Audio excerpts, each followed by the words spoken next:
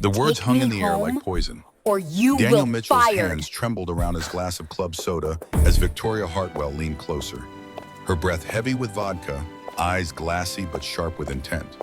The grand ballroom of Montgomery's bar had emptied over the past hour, colleagues from Hartwell Architecture, filtering out in groups of 3 and 4, laughter fading into the October night. Now only the two of them remained in this corner booth. The Friday happy hour transformed into something Daniel couldn't name but felt crawling up his spine. Victoria's fingers brushed his wrist. The touch sent alarm bells through his system, every instinct screaming wrong, wrong, wrong. She was his boss. She was the CEO of the firm where he'd worked 5 years climbing from junior architect to mid-level designer through sheer competence and 60-hour weeks. She held his career in her manicured hands. Her voice dropped to a whisper, intimate and cold all at once. Take me home tonight, Daniel. Or don't bother coming in Monday. The ultimatum sliced through the fog of disbelief. Daniel pulled his hand back, the leather booth suddenly suffocating. His heart hammered against his ribs as numbers scrolled through his mind like a ledger of doom. $82,000 annual salary, $4,200 monthly for Emma's treatments, $180,000 in accumulated medical debt from the past 3 years, $850,000 still owed to Northwestern Children's Hospital from when his daughter nearly died at age 5. Emma, 8 years old, lupus, depending on her father to keep the insurance that kept her alive. Daniel forced his voice steady, professional, though his pulse roared in his ears. Ms. Hartwell, you've had too much to drink. Let me call you a car service. Victoria's expression hardened, the vulnerable woman vanishing behind the executive mask Daniel knew from boardroom presentations and project reviews. Her eyes turned to Flint, assessing him with the same cold calculation she used to gut budget proposals. I didn't build this company by taking no for an answer, Daniel. I've seen how you look at me during meetings. She leaned back, one hand tracing the rim of her martini glass. Don't pretend this isn't what you want too. Heat flushed Daniel's face, anger mixing with humiliation. He'd never looked at Victoria Hartwell as anything but his superior, a brilliant architect turned ruthless CEO, someone to respect and fear in equal measure. The suggestion that he'd been harboring some secret attraction made his stomach turn. I respect you as my boss, but that's where it ends. The words came out harder than he intended. I need to get home to my daughter. Victoria's laugh was bitter, sharp enough to cut. Your daughter, always your excuse for everything. The project deadline extensions, leaving early on Thursdays. Her finger tapped the table, each strike punctuating her words. Maybe it's time this firm had someone more dedicated to their actual career. The threat landed like a fist to the gut. Daniel's phone buzzed in his pocket, insistent, demanding attention.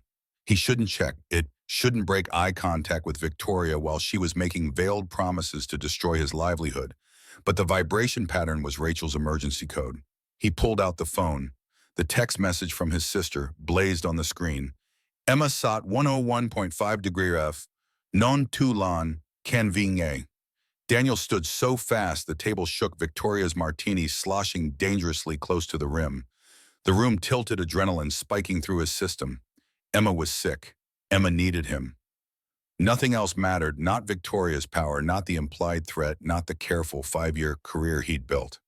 I have to go. He grabbed his jacket from the booth, fingers fumbling with the leather. My daughter is sick. Something flickered across Victoria's face, too fast to read. Surprise, shame. It vanished before Daniel could process it. Her voice turned to ice. Fine, go, but don't bother coming in Monday. You've made your choice clear.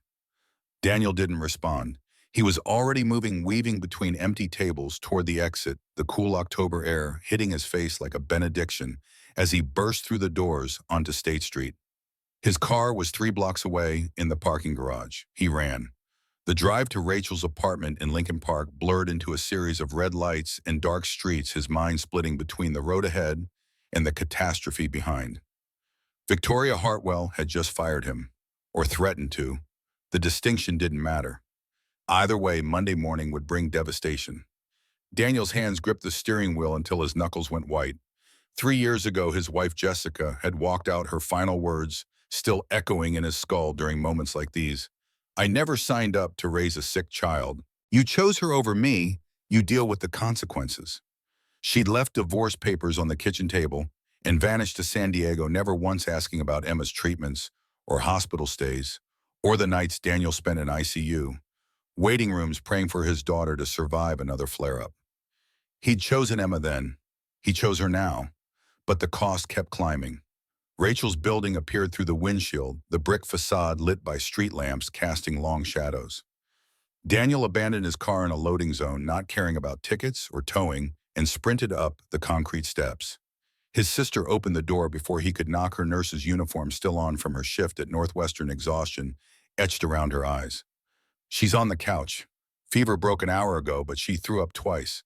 I gave her the anti-nausea medication. Rachel stepped aside, letting Daniel pass. What happened to you? You look terrible. Daniel didn't answer. He was already crossing the small living room to where Emma lay curled under a fleece blanket, her small body shivering despite the warmth. Her brown hair stuck to her forehead in damp strands, face pale against the navy cushions. When she saw him, her eyes brightened, a weak smile pulling at her lips. "Daddy, you came." The words shattered something in Daniel's chest. He knelt beside the couch, one hand smoothing Emma's hair, back from her clammy skin. "Of course I came, sweetheart. I'll always come when you need me." Emma's hand found his, her fingers small and fragile. "I didn't want to make you worry, Daddy. I tried really hard to stay well." Her voice cracked thick with unshed tears. "But I think my body doesn't listen to me very good." Daniel blinked hard, refusing to let his daughter see him break. She was 8 years old and apologizing for being sick, for having an immune system that attacked her own organs, for needing expensive medications, inflexible work schedules, and a father who couldn't afford to lose his job. "You don't have to be sorry, Emma. Your body is fighting hard. Sometimes it just needs extra help." He kissed her forehead, tasting salt and fever. "How are you feeling now?" "Better with you here." Emma nestled into his side, the tremors subsiding. "Aunt Rachel made me take the yucky medicine, but it worked." Rachel appeared with a glass of water and 2 pills, her professional mask sliding into place. "She needs these in 30 minutes. Fever should stay down through the night."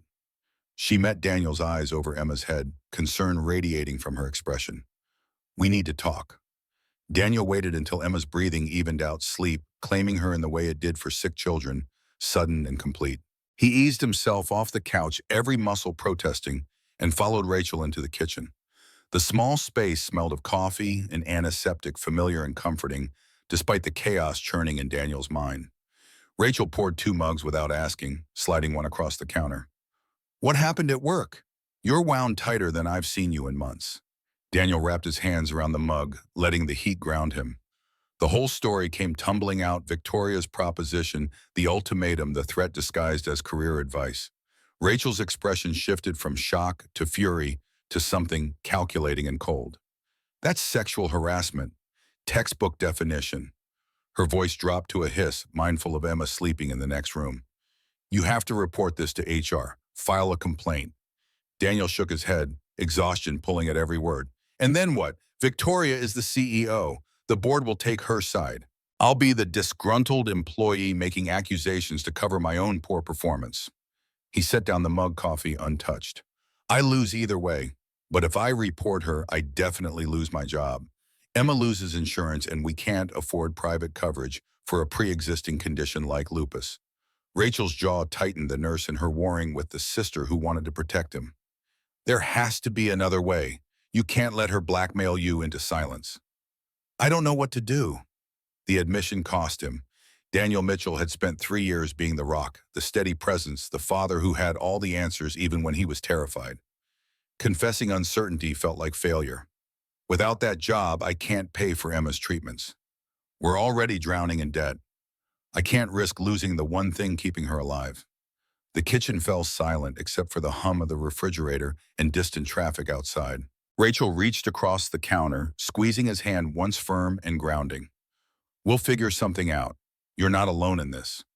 Daniel wanted to believe her, but sitting in his sister's kitchen at 11:30 on a Friday night, his daughter sick on the couch and his career imploding alone, was exactly how he felt.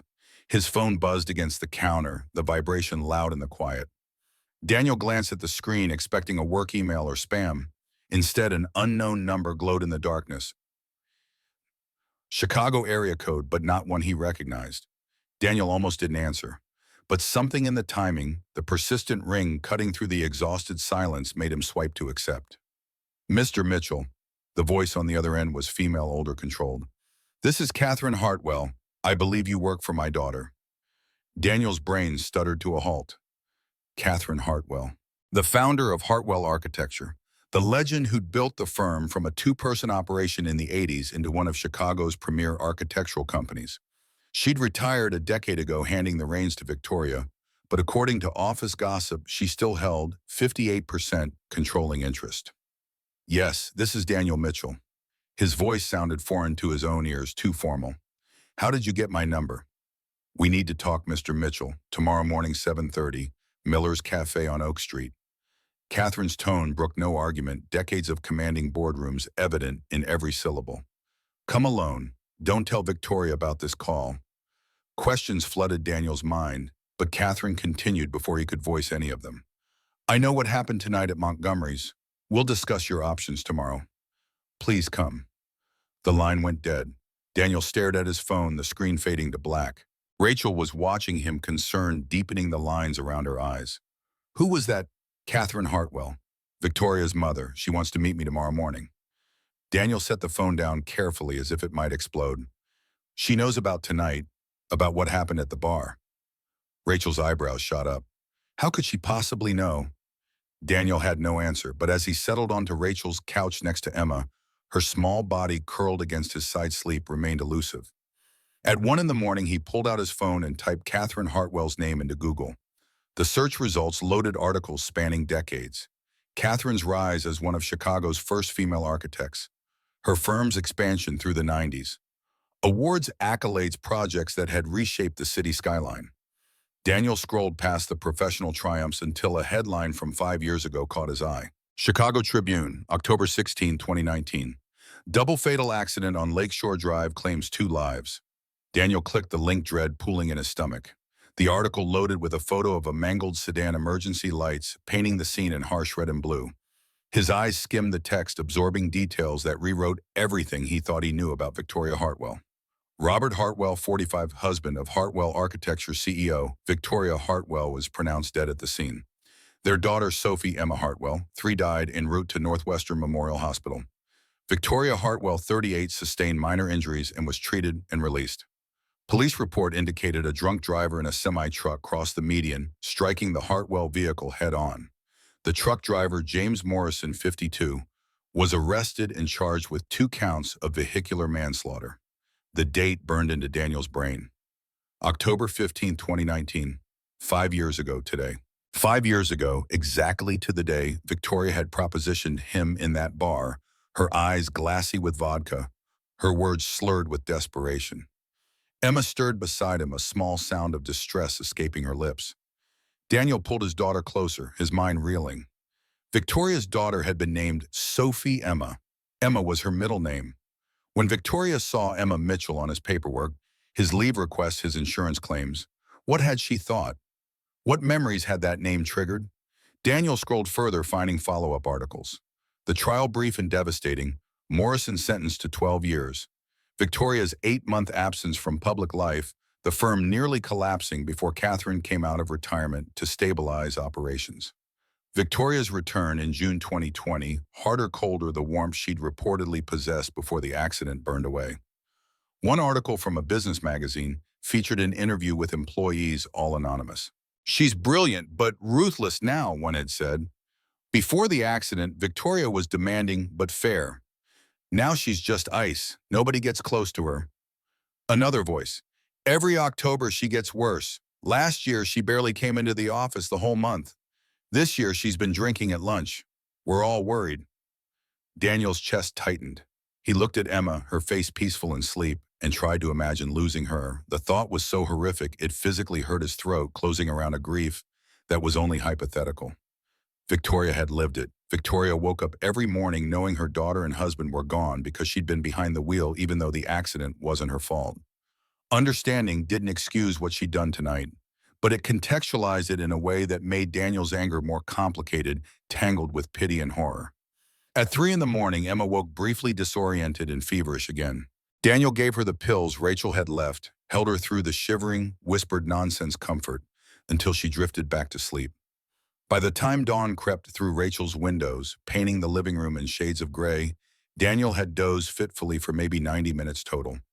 Rachel emerged from her bedroom at 6:30, already dressed in jeans and a sweater, her nurse's uniform traded for civilian clothes on her day off.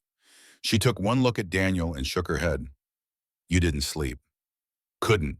Daniel eased himself out from under Emma's dead weight, his back protesting hours on the too-short couch.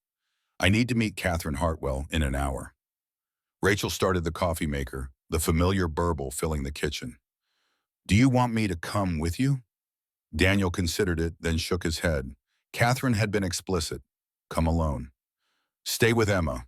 I don't know how long this will take." He accepted the mug Rachel handed him, the coffee bitter and scalding. "If something happens if I'm not back by noon." "Nothing's going to happen." Rachel's voice was firm, the same tone she used with panicking parents in the pediatric ward. "Go talk to Catherine Hartwell. Figure out what she knows. Then we'll deal with whatever comes next together." Daniel showered in Rachel's cramped bathroom, the hot water doing little to ease the knots in his shoulders.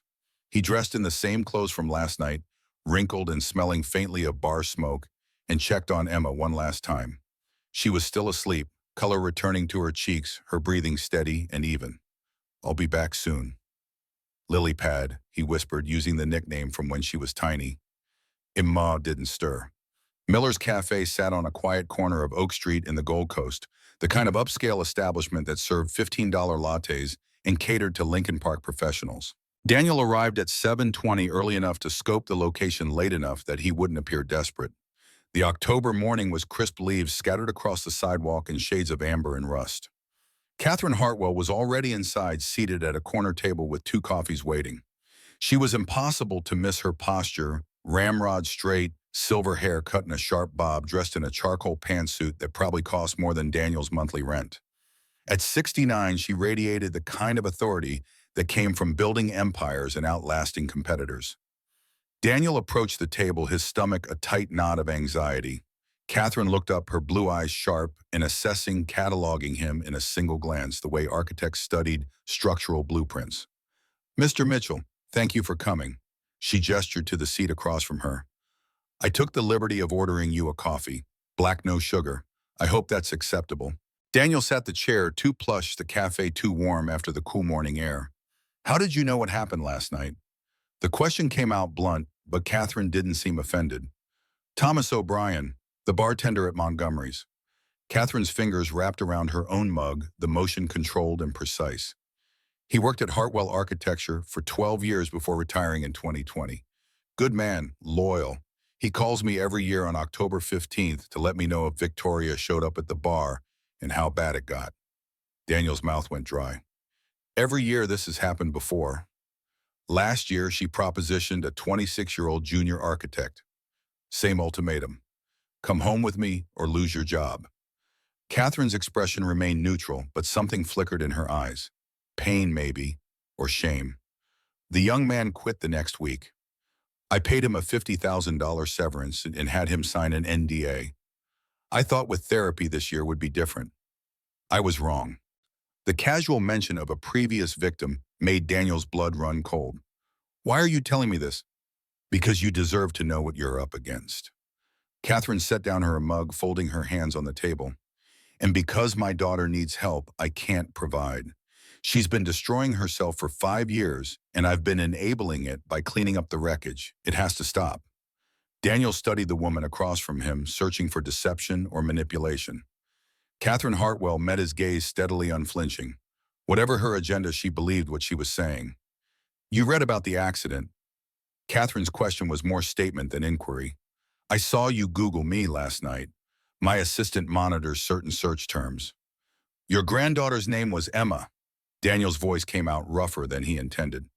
"Same as my daughter." Catherine's composure cracked just for a second, grief flashing across her features before she locked it down. "Sophie Emma Hartwell. Emma was my mother's name. Victoria chose it to honor her." She looked away out the cafe window at the morning traffic. "When I saw your name on Victoria's desk calendar last month, the flexible schedule, approvals, the medical leave requests, all for Emma Mitchell, I knew we were heading for disaster. Then why didn't you do something sooner? Anger spiked through Daniel's exhaustion. Why wait until after she sexually harassed me? Because I'm her mother, Mr. Mitchell, and mothers make terrible choices when they're trying to save their children. Catherine's voice hardened. I've been trying to get Victoria into grief therapy for 5 years. She refuses. She buries herself in work 11 months a year, and every October she drinks herself into oblivion and makes choices that could destroy everything she's built. Last year I threatened to remove her as CEO. She called my bluff, and I backed down because she's my daughter, and I love her despite her cruelty. The raw honesty silenced Daniel's retort. Catherine looked tired suddenly, the weight of years and impossible decisions evident in the lines around her eyes. I'm not asking you to forgive Victoria. What she did was inexcusable. Catherine pulled a business card from her jacket pocket, sliding it across the table. Patricia Morgan, best employment attorney in Chicago. I will pay for your representation. I will testify on your behalf. If you want to sue Victoria and the company, you'll win. Conservatively, $500,000 in settlement. Daniel stared at the expensive cardstock with embossed lettering. Patricia Morgan, escrow, employment law. Partner Morgan and Associates. His hand trembled as he picked it up, his mind already calculating. $500,000 could pay off Emma's medical debt, could buy them stability for years, could give him time to find another job with insurance. But Catherine wasn't done. That's option one. Option two is harder, riskier, and asks more of you than you have any obligation to give. Daniel looked up, meeting her eyes. What's option two? Victoria goes on medical leave for 90 days effective immediately. Mandatory inpatient treatment, grief therapy, substance abuse counseling. The works. Catherine's voice was steady, clinical, laying out the proposal like a business plan. You go on paid leave, full salary, while an external investigator looks into the harassment claim. I personally guarantee no retaliation. After 90 days, if Victoria successfully completes treatment and demonstrates she's addressed the underlying issues, she can return to work. If not, the board removes her as CEO. And me. Daniel's throat was tight. You return to work with a promotion to senior design director, 35% raise, and a written guarantee that Victoria will have no direct supervisory authority over you. Catherine leaned forward, intensity burning in her gaze. More than that, Victoria has already drafted a policy proposal that would provide enhanced medical coverage for all employees with dependents who have chronic illnesses. Full coverage, no annual caps. The board would approve it as her final act before medical leave. Daniel's brain struggled to process the offer. Emma's treatments fully covered. No more drowning in medical bills. A promotion he'd been denied twice already. Financial breathing room for the first time in 3 years. Why would you offer me option two? Suspicion crept into his voice. Why give Victoria another chance after she's done this before? Catherine was quiet for a long moment, her gaze distant. Because 5 years ago, Victoria was driving to my anniversary party when that drunk driver crossed the median. My husband and I had been married 40 years. Victoria was bringing Robert and Sophie to celebrate. Her voice cracked just barely. She blames herself. Every therapist has told her the accident wasn't her fault, but she can't forgive herself for surviving when they didn't. And I can't forgive myself for the party that put them on that road. The weight of intergenerational trauma settled over the table like fog. Daniel thought of Emma, of the guilt he carried every time she got sick, wondering if he'd missed some early symptom, some preventable trigger. Multiply that by the loss of a child, and Victoria's spiral started to make horrible, tragic sense. I don't want Victoria destroyed, Mr. Mitchell. I want her to get help. Catherine's eyes glistened with unshed tears. She's my only child. I've already lost my granddaughter and son-in-law. I can't lose her too, even to her own demons. But I won't sacrifice another innocent person to protect her. So the choice is yours, and I'll support whichever path you choose. Daniel looked at the business card in his hand, then at Catherine Hartwell, a mother trying to save her daughter without enabling her destruction. The right choice was obvious. Take option one, sue Victoria into the ground, secure Emma's future with settlement money. But something in Catherine's desperation resonated with a part of Daniel that understood impossible love for an imperfect child. Emma didn't choose to be sick. Victoria didn't choose to lose her family. Both were victims of circumstance fighting battles nobody should have to fight. I need to consult with the attorney first. Make sure option 2 actually protects me. Daniel's voice was hoarse. But if Patricia Morgan confirms I'm legally covered, I'll take option 2, with conditions. Relief flooded Catherine's features. Name them. Written contract with everything you promised. The promotion, the raise, the medical policy, the guarantee about Victoria's supervisory role. All in writing signed by you and the full board. Daniel met her eyes, and Victoria writes me a letter, not an apology, I don't need that, but an explanation. I need to understand why she targeted me specifically, why Emma's name made me her focus. I need the truth. Catherine nodded slowly. I can arrange that. Victoria is in bad shape right now, consumed by shame. But when she's stable, I'll make sure she writes that letter. She extended her hand across the table. You're a good man, Mr. Mitchell. Victoria is lucky you're willing to give her this chance. Daniel shook her hand, the older woman's grip firm and warm. I'm not doing this for Victoria. I'm doing it because my daughter needs that medical coverage, and because option 2 gives me job security while I look for a backup plan. Whatever your reasons, I'm grateful. Catherine released his hand, pulling out her phone. I'll have my attorney draft the contract today. We can review it Monday. In the meantime, take the weekend to rest. Spend time with your daughter. And Mr. Mitchell, one more thing. Daniel waited, tension coiling in his shoulders. Your daughter's name is Emma. My granddaughter's middle name was Emma. Catherine's voice softened, the executive mask slipping to reveal the grieving grandmother beneath. When Victoria sees that name on documents, it's like a knife to the heart. She's been protecting you in her own twisted way, approving your flexible schedules, recommending you for promotions the board denied. But it also means you're a constant reminder of what she lost. That's not fair to you, and it's not healthy for her.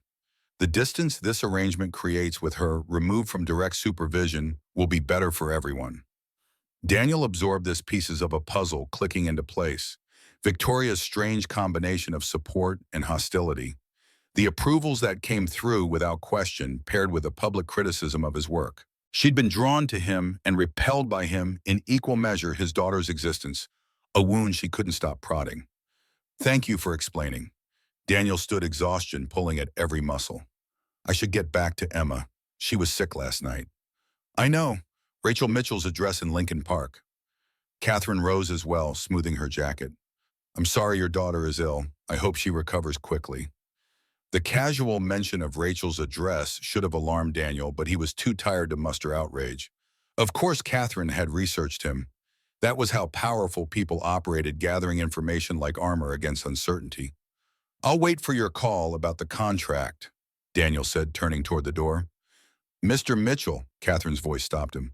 You asked why I'm offering option 2 instead of just protecting you and letting Victoria face consequences. The truth is, I'm being selfish. I can't save my granddaughter. She's gone. But maybe if Victoria gets help, really deals with her grief, she can honor Sophie's memory by doing good in the world instead of self-destructing.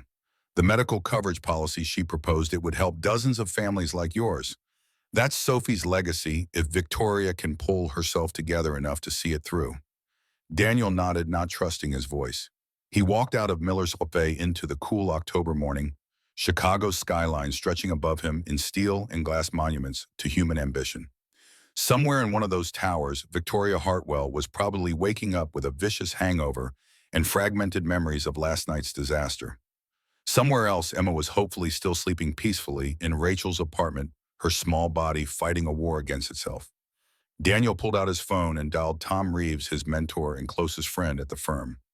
Tom answered on the second ring, his voice rough with sleep. Danny, it's 7:40 in the morning on a Saturday. This better be good. I need to talk to you. Can you meet me for breakfast? Daniel started walking toward his car, left abandoned in the loading zone all night. Miraculously, no ticket marred the windshield.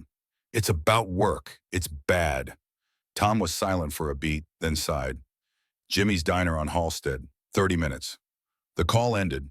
Daniel drove through morning traffic on autopilot, his brain still processing Catherine's offer, Victoria's tragedy, the impossible choice between vengeance and mercy. By the time he pulled into Jimmy's parking lot, Tom was already visible through the front window, sitting in their usual booth, 2 coffees waiting on the table.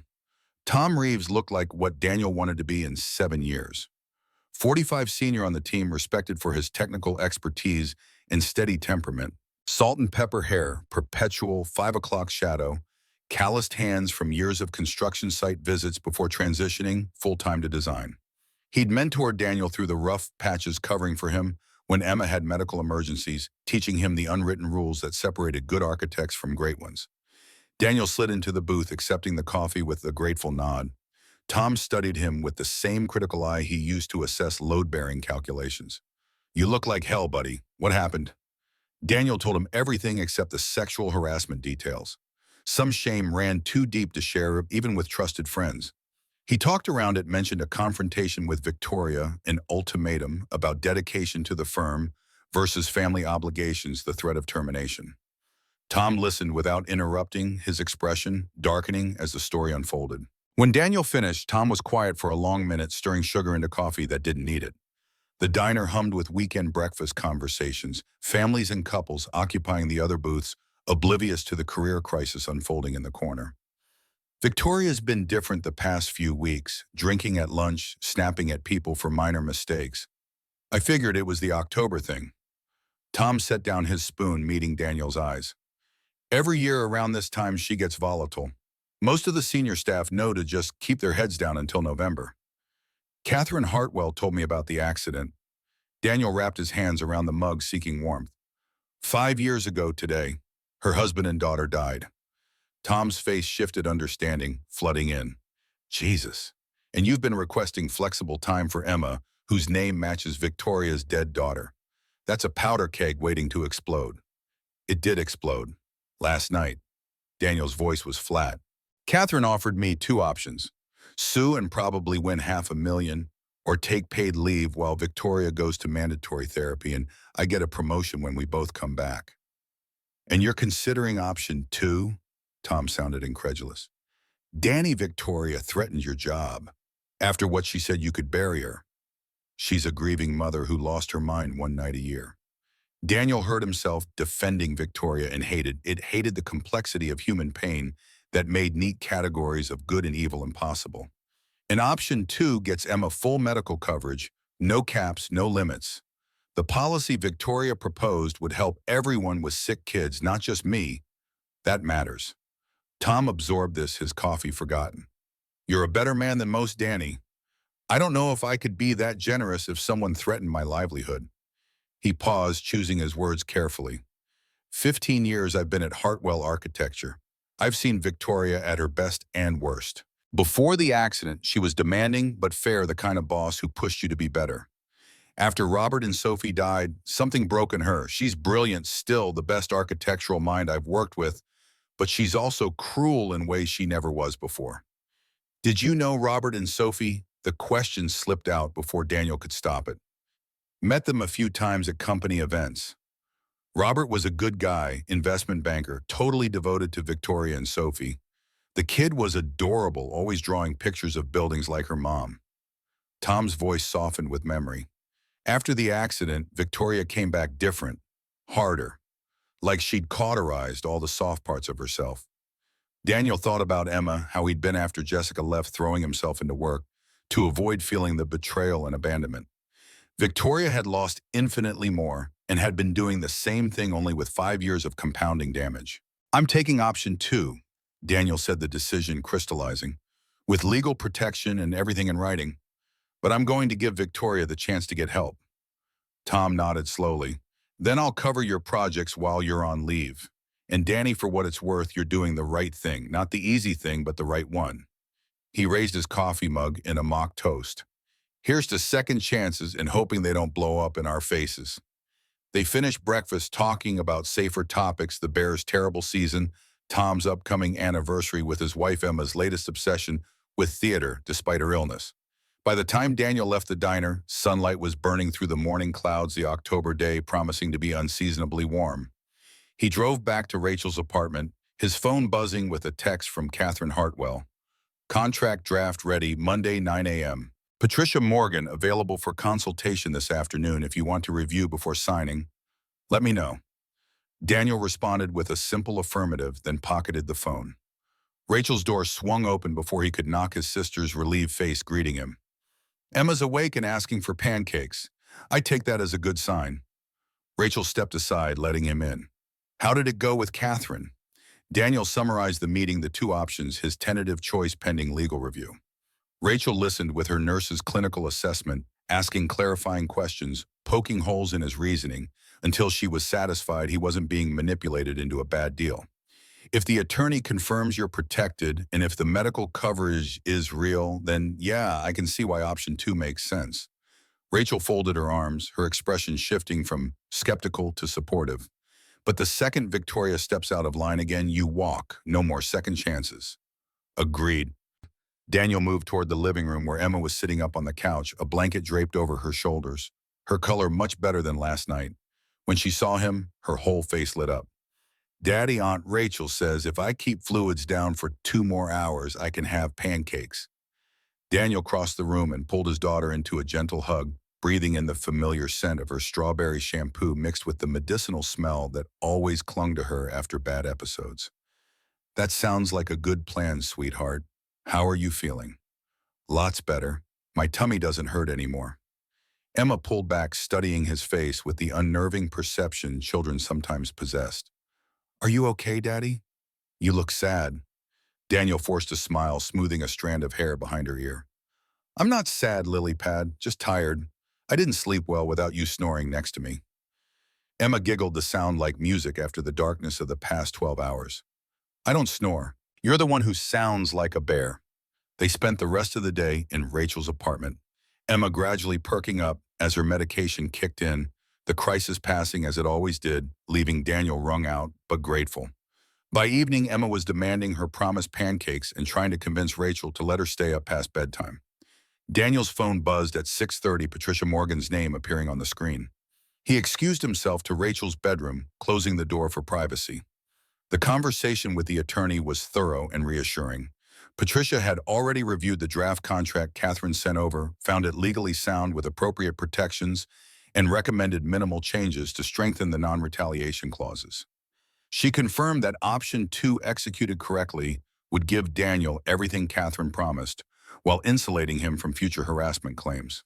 The only risk is if the board doesn't uphold their end after Victoria returns, Patricia noted, her voice crisp and professional. But with Catherine's controlling interest and her personal guarantee, that risk is minimal. And if they do breach, you'll have ironclad grounds for a lawsuit that would make the original harassment claim look like small potatoes. Daniel thanked her, ended the call, and stood in Rachel's bedroom, staring out at the Chicago skyline as dusk painted the buildings in shades of gold and purple. Tomorrow he'd review the final contract. Monday he'd sign it, setting in motion a chain of events that would either save Victoria Hartwell or expose just how broken she really was. Either way, Emma would have the medical coverage she needed. And Daniel would have bought himself time to figure out what came next, whether that meant staying at Hartwell Architecture under the new arrangement or quietly looking for opportunities elsewhere while protected by the contract's terms. He returned to the living room where Emma and Rachel were debating the merits of chocolate chip versus blueberry pancakes. Emma saw him and patted the couch cushion beside her. Daddy, you have to help me convince Aunt Rachel that chocolate chips are a totally legitimate breakfast food. Daniel sat down, pulling his daughter close. For this moment, this pocket of normalcy in the chaos, he let himself just be Emma's father, not an employee fighting for his career, not a single parent drowning in medical debt, just a dad arguing about pancake toppings with his beautiful, brave, impossible daughter. Outside, Chicago's lights began to flicker on as Saturday night descended the city, oblivious to the small human dramas playing out in 1,000 living rooms. Somewhere across town, Victoria Hartwell was facing her own reckoning, the consequences of one terrible night crashing down around her. Somewhere else, Catherine Hartwell was probably working on the contract that would either rebuild or destroy her daughter's career. But here in Rachel's apartment, Emma's laughter filled the space with light, and for the first time since walking into that bar last night, Daniel felt like maybe possibly they were going to survive this after all. Monday morning arrived with the weight of contracts and consequences. Daniel sat across from Catherine Hartwell in a conference room at Morgan & Associates, Patricia Morgan, to his left, reviewing the final document page by page. The attorney's voice was steady as she walked through each clause, each protection, each guarantee that would shield him from retaliation while Victoria disappeared into treatment. Patricia's finger traced a paragraph in Section 7. This non-retaliation clause is bulletproof. If anyone at Hartwell Architecture takes adverse action against you for the next 3 years, the company pays liquidated damages of $250,000 plus reinstatement and attorney fees. Daniel nodded his pen, hovering over the signature line. Across the table, Catherine sat with the stillness of someone who'd made peace with difficult choices. 3 board members participated via video conference, their faces pixelated on the screen mounted to the wall, witnessing the agreement that would temporarily remove their CEO. Any questions before we proceed? Patricia's tone was professional, but her eyes held understanding. She knew what this signature meant, the complexity of choosing mercy over vengeance. Daniel thought of Emma home with Rachel for the day, her latest blood work showing improvement after the weekend crisis. He thought of Victoria wherever she was right now, probably consumed by shame and dread. He thought of Sophie Emma Hartwell, 3 years old forever, her death setting in motion ripples that had crashed into his life 5 years later. No questions. Daniel signed his name in blue ink, the stroke of the pen feeling both momentous and anticlimactic. Catherine signed next, then the board members added electronic signatures through the video platform. Patricia gathered the documents, sliding Daniel's copy into a leather portfolio. Effective immediately, you're on paid administrative leave for 6 weeks pending the completion of the investigation. Victoria Hartwell entered an inpatient treatment facility this morning. She'll be there for 90 days minimum. Patricia stood, extending her hand. If you need anything, call me directly, day or night. The handshake was firm grounding. Daniel left the law office and drove to Rachel's apartment where Emma was supposed to be resting, but was instead staging an elaborate puppet show for Rachel using mismatched socks. His daughter's face brightened when he walked in. Daddy, you're home early? Want to see my show? Mr. Stripey just discovered he's actually a long-lost prince. Daniel settled onto the couch, letting Emma's imagination wash over him. For the first time in 5 years, he had nowhere he had to be, no project deadline looming, no meetings demanding his presence. The freedom was disorienting, like stepping off a treadmill that had been running since Jessica walked out. Rachel brought him coffee, settling into the armchair with her own mug. How did it go? Signed, done, 6 weeks paid leave starting now. Daniel watched Emma manipulate the sock puppets. Her movements animated and joyful despite the PIC line still taped to her arm from Friday's emergency. Victoria's in treatment. The board approved everything. Rachel's expression was complicated relief mixed with wariness. And you're okay with this? Really okay? Daniel considered the question honestly. I don't know yet. Ask me in 6 weeks. The first week of leave felt like learning to breathe underwater. Daniel woke at his usual 5:30 muscle memory, dragging him from bed before he remembered he had nowhere to go. He made Emma breakfast, actually sitting with her through the meal instead of scarfing toast while reviewing blueprints on his laptop. They walked to her school together, Daniel carrying her backpack, listening to her chatter about the upcoming fall play. Mrs. Patterson says I can be in the chorus if I'm feeling good enough. Emma skipped beside him, her hand in his. We're doing The Wizard of Oz. I want to be a munchkin because they get to sing the fun songs. Daniel's throat tightened. You'd make a great munchkin, sweetheart. Will you come to the performances? There's 3 shows in November. Emma looked up at him, brown eyes hopeful. You never came to the spring concert because of work. The observation landed like a gut punch. Daniel had missed the spring concert, had missed Emma's art show in September, had missed countless small moments because there was always another deadline, another client meeting, another crisis at the firm. I'll be at every single show. The promise came easily backed by 6 weeks of guaranteed leave and a future that might finally include balance. Front row every night. Emma squeezed his hand, satisfied. At the school entrance, she hugged him tighter than usual before running to join her friends on the playground. Daniel stood watching until she disappeared inside, then walked home through Lincoln Park's tree-lined streets, the October morning crisp and beautiful, in a way he usually missed during his commute. The apartment felt too quiet. Daniel tried to work on personal projects, sketching designs he'd been putting off, but his mind kept drifting to Victoria in whatever facility Catherine had arranged. Was she angry? Relieved. Did she remember Friday night clearly, or were the details fuzzy with alcohol? His phone buzzed with a text from Tom. Board sent company-wide email. Victoria on medical leave for personal reasons. You're not mentioned. Everyone's speculating, but nobody knows the real story. Daniel appreciated the discretion even as he felt the weight of the secret. Only a handful of people knew what had happened at Montgomery's bar, what ultimatum had been delivered, what choice Daniel had made in response. To everyone else at Hartwell Architecture, Victoria's absence was just another October peculiarity, more dramatic than usual but not unprecedented. Rachel came by that evening with groceries and a pointed look. You're going to drive yourself crazy if you spend the next 6 weeks alone in this apartment, overthinking. She wasn't wrong. By day 3, Daniel had reorganized his entire closet, deep-cleaned the kitchen, and started a jigsaw puzzle he immediately abandoned. The enforced stillness was harder than working 80-hour weeks. At least work provided distraction from the emotional minefield of processing everything. Emma noticed the restlessness. Thursday night after her weekly treatment at Northwestern, she sat next to him on the couch and put her small hand on his arm. Daddy, it's okay to be happy you're home with me. You don't have to feel guilty. Her voice was solemn, older than 8 years had any right to be. Daniel pulled her close, marveling at his daughter's emotional intelligence. How did you get so wise? I pay attention. Emma nestled against his side. And Aunt Rachel said sometimes dads need permission to take care of themselves too, not just their kids. Rachel, it seemed, had been coaching Emma. Daniel made a mental note to thank his sister, even as he absorbed the truth of the statement. Taking care of himself wasn't selfish. It was necessary. He couldn't pour from an empty cup, couldn't be the father Emma needed if he was running on fumes and desperation. The second week brought a subtle shift. Daniel stopped checking work, emailed compulsively, stopped jumping every time his phone buzzed. He took Emma to the Art Institute on a Tuesday afternoon, both of them wandering the galleries at their own pace, Emma sketching in the notebook she'd brought, while Daniel studied architectural elements and classical paintings. They had lunch in Millennium Park, eating sandwiches on a bench, while tourists took selfies with Cloudgate.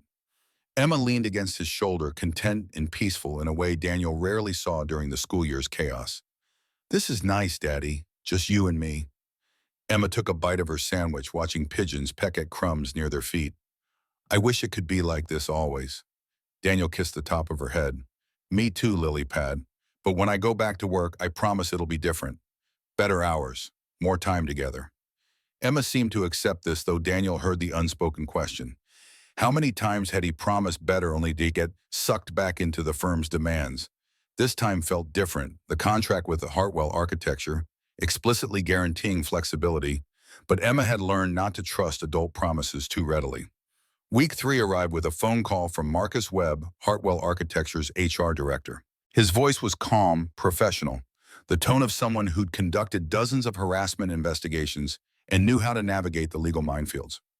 Mr. Mitchell, Jennifer Caldwell, and I would like to meet with you next Tuesday to take your formal statement. Would 2 o'clock at our downtown office work for your schedule? Daniel confirmed the appointment, his stomach nodding with renewed anxiety. Paid leave had allowed him to compartmentalize the situation to focus on Emma and healing rather than dwelling on Friday night's horror. Now he had to revisit it, put it into official testimony that would become part of permanent records.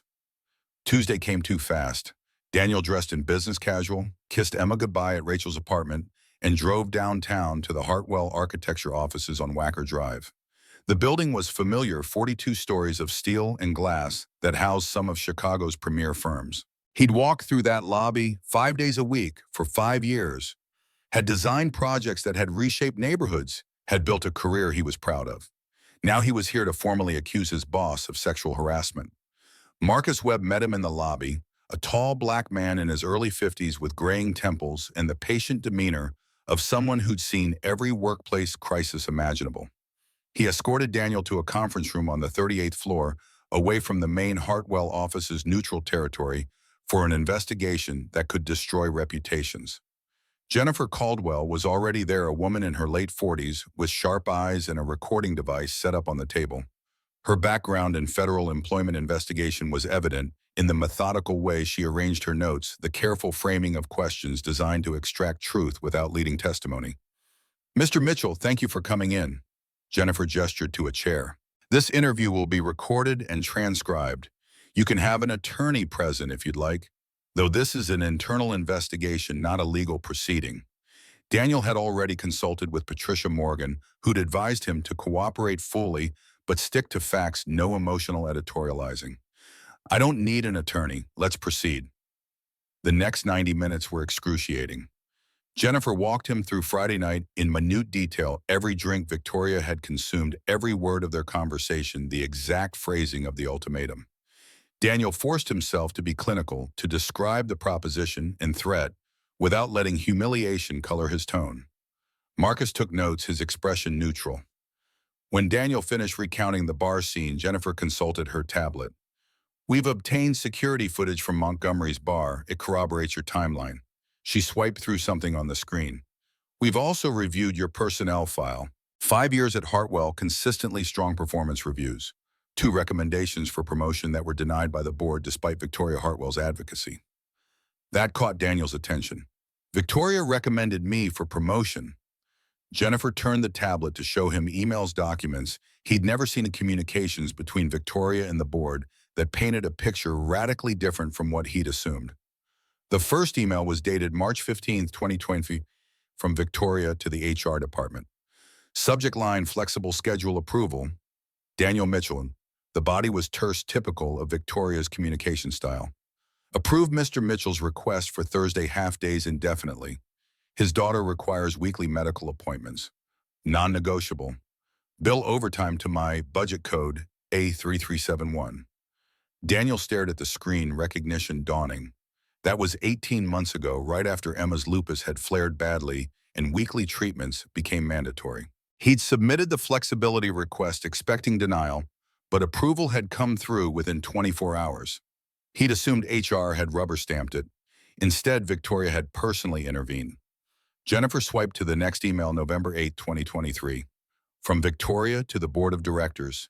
Subject, Senior Architect Promotion Recommendation. I recommend Daniel Mitchell for Senior Architect position.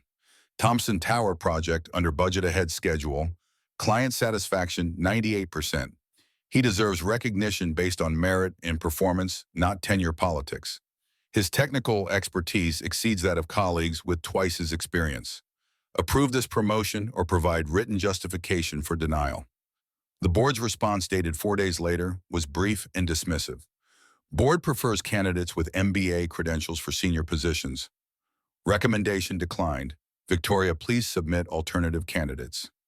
Daniel felt like the ground had shifted beneath him. Victoria had fought for his promotion, had gone to bat against board preferences, and had lost. He'd never known. The rejection letter he'd received had been generic, thanking him for his interest and encouraging him to apply again in the future. There's one more thing. Jennifer swiped again, pulling up a bank transaction record. In June of this year, an anonymous donation of $8,000 was made to Northwestern Children's Hospital, specifically designated for Emma Mitchell's treatment fund. We traced the source. The account number was partially redacted, but the name wasn't. Victoria L. Hartwell. Personal account, not corporate. $8,000, roughly 2 months of Emma's medication costs, donated anonymously 4 months before Friday's disaster. Daniel's hands shook. Marcus slid a box of tissues across the table, his expression sympathetic. Mr. Mitchell, we're not showing you this to excuse Ms. Hartwell's behavior. Sexual harassment is inexcusable, regardless of context. Marcus's voice was firm but kind. But we believe in complete transparency during investigations. You deserve to know the full picture of your professional relationship with Ms. Hartwell. Jennifer closed the tablet, her investigator's mask slipping slightly. In my experience, people are rarely purely good or purely evil. Victoria Hartwell appears to be someone who genuinely valued your work and wanted to support you, but whose judgment became catastrophically impaired by trauma and substance abuse. That doesn't change what she did Friday night, but it might explain the why. Daniel couldn't speak. His throat had closed around a tangle of emotions too complex to name. Gratitude for Victoria's hidden advocacy, rage at the harassment, grief for the woman she'd apparently been before the accident twisted her into someone who weaponized power against the people she'd once protected. I need a minute. Daniel stood abruptly, his chair scraping against the floor. Marcus directed him to a private bathroom down the hall where Daniel could splash cold water on his face and try to reassemble his composure. In the mirror, he looked haggard, older than 38, the strain of the past week etched in lines around his eyes. How was he supposed to reconcile these versions of Victoria Hartwell, the boss who secretly donated to his daughter's treatment fund, and the boss who threatened to fire him for refusing her sexual advance? The answer, he realized, was that both were true. Victoria contained multitudes, her better impulses warring with her worst ones, and on October 15th, the worst had won. Understanding that didn't erase the harm, but it made the choice to pursue option 2 feel less naive. Daniel returned to the conference room where Jennifer and Marcus waited patiently. He finished giving his statement, signed the transcript, and agreed to be available for follow-up questions. Walking out of the Hartwell Architecture building into the autumn afternoon, Daniel felt hollowed out, scraped clean of assumptions. His phone rang as he reached his car. Catherine Hartwell's name appeared on the screen. "Mr. Mitchell, I hope the investigation interview went well. Marcus Webb briefed me on the general proceedings." Catherine's voice was measured, careful not to overstep boundaries. "I'm calling because Victoria has been in treatment for 3 weeks now. Her therapist believes she's stable enough to write the letter you requested. Would you still like to receive it?" Daniel leaned against his car, exhaustion pulling at every muscle. "Yes, but not yet. Give her another week. Make sure she's really ready, not just going through motions to satisfy requirements." "Understood." Catherine paused, and when she spoke again, her voice was softer. "How are you holding up, Mr. Mitchell? This can't be easy, learning about Victoria's past actions while processing her recent behavior." "I'm managing." Daniel unlocked his car, slipping into the driver's seat. "Did you know about the donation to Emma's treatment fund?" "Not until the investigation uncovered it. Victoria never told me." Catherine sighed, the sound heavy with regret. "She's been hiding her better impulses as thoroughly as her destructive ones. I think she didn't want anyone to see her as human, as vulnerable. Easier to play the ice queen than to risk caring about people again." Daniel understood that logic in a bone-deep way. After Jessica left, he'd built walls around his heart, focusing solely on Emma, and work refusing to let anyone close enough to hurt him. Victoria had done the same thing, only her walls were reinforced with alcohol and grief, and 5 years of avoiding the pain that would drown her if she let it surface. "I'll wait for the letter." Daniel started the car, the engine humming to life. "But Catherine makes sure she knows I'm not doing this to absolve her. I'm doing it because I need to understand and because Emma deserves the medical coverage your company is providing. Those are separate things. I'll make that clear." Catherine ended the call, leaving Daniel alone with his thoughts and the Chicago traffic stretching ahead. Emma was at the kitchen table when Daniel got home, her homework spread out in careful organization, Rachel supervising while grading papers from her own nursing students. His daughter looked up, reading his face with uncanny accuracy. "Bad day." Emma set down her pencil, her expression concerned. Daniel ruffled her hair, forcing a smile. "Complicated day, but seeing you makes it better." Emma accepted this, returning to her math problems. Rachel caught Daniel's eye, a silent question hovering. He shook his head slightly. Not now, not in front of Emma. Later, after his daughter was asleep, he and Rachel would dissect everything over whiskey and honesty. The week crawled past. Daniel threw himself into being present for Emma, helping with homework, cooking elaborate dinners, attending her Thursday treatment without checking his phone every 5 minutes. Tom texted updates from the office projects progressing smoothly without drama, the firm functioning fine in Victoria's absence. Friday afternoon, a package arrived via courier. The return address was a residential treatment facility in Wisconsin. The contents a thick manila envelope marked personal and confidential. Daniel knew before opening it what was inside. He waited until Emma was at a sleepover with her friend Natalie, until Rachel had gone home for the night, until the apartment was silent except for city sounds filtering through the windows. Then he opened the envelope and pulled out 5 pages of handwritten letter, Victoria's precise architectural script filling every line. "Mr. Mitchell," the letter began, formal and distant, despite the personal nature of what followed. "I don't deserve your attention, your time, or your willingness to read this. I destroyed any claim to those things when I made my proposition Friday night.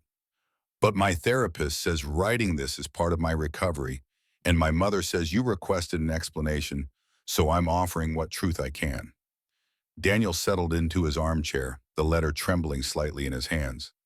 5 years ago today, I was driving to my mother's anniversary party. My husband Robert and our daughter Sophie were in the car with me. We were happy. Sophie was singing in the back seat, something from Frozen Off Key and adorable.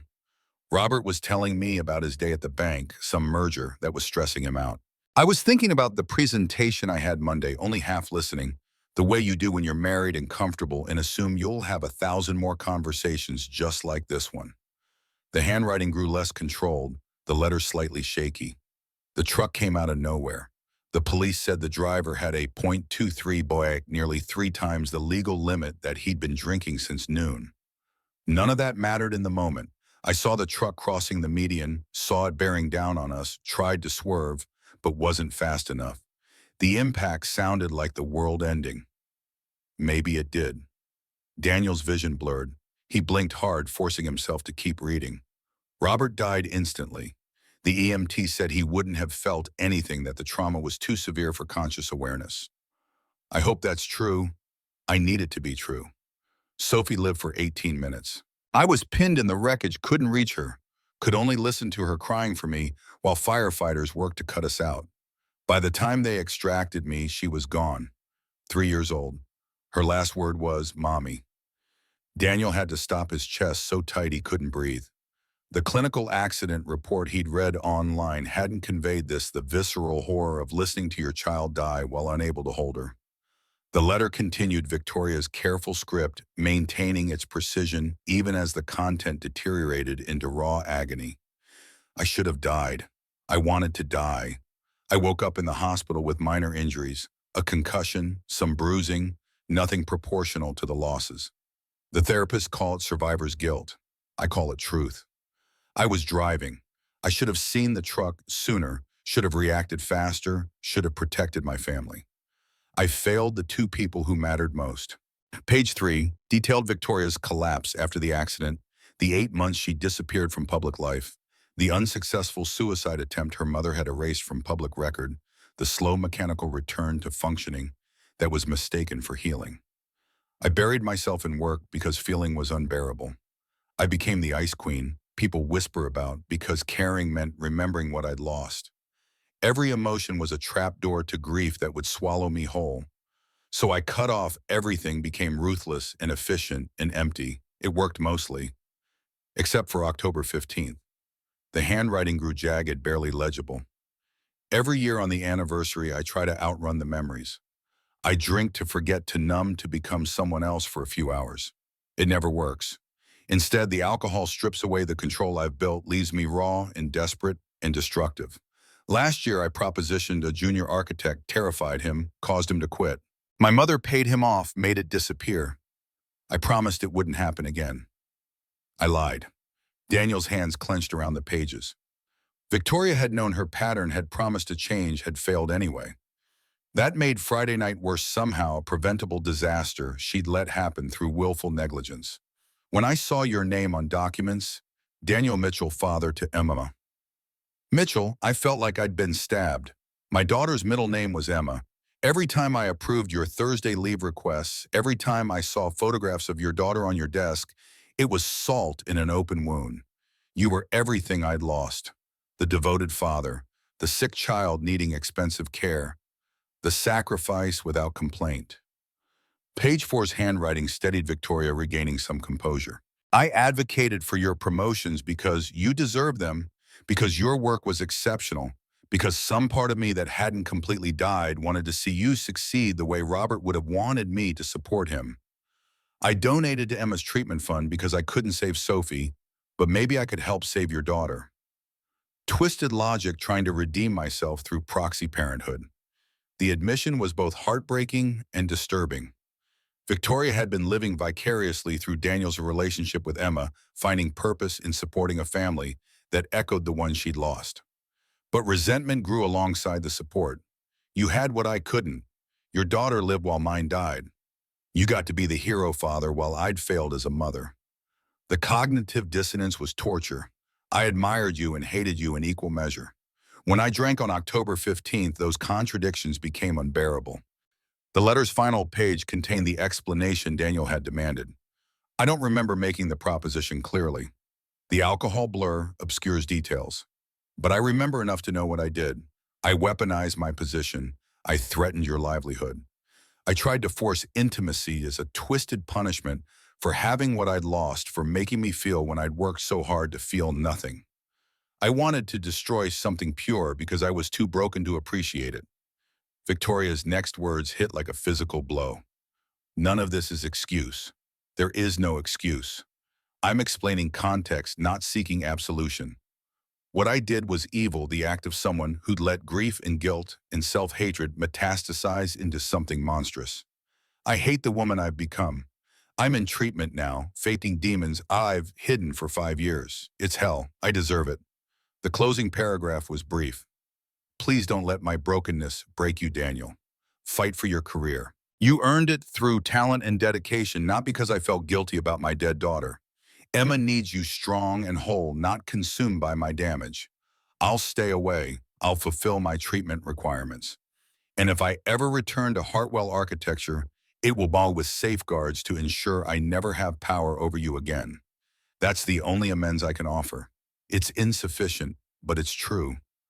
The letter was unsigned, as if Victoria couldn't bring herself to claim ownership of the words. Daniel set the pages on his lap, tears streaming unchecked down his face. He cried for Sophie Emma Hartwell, 3 years old and gone.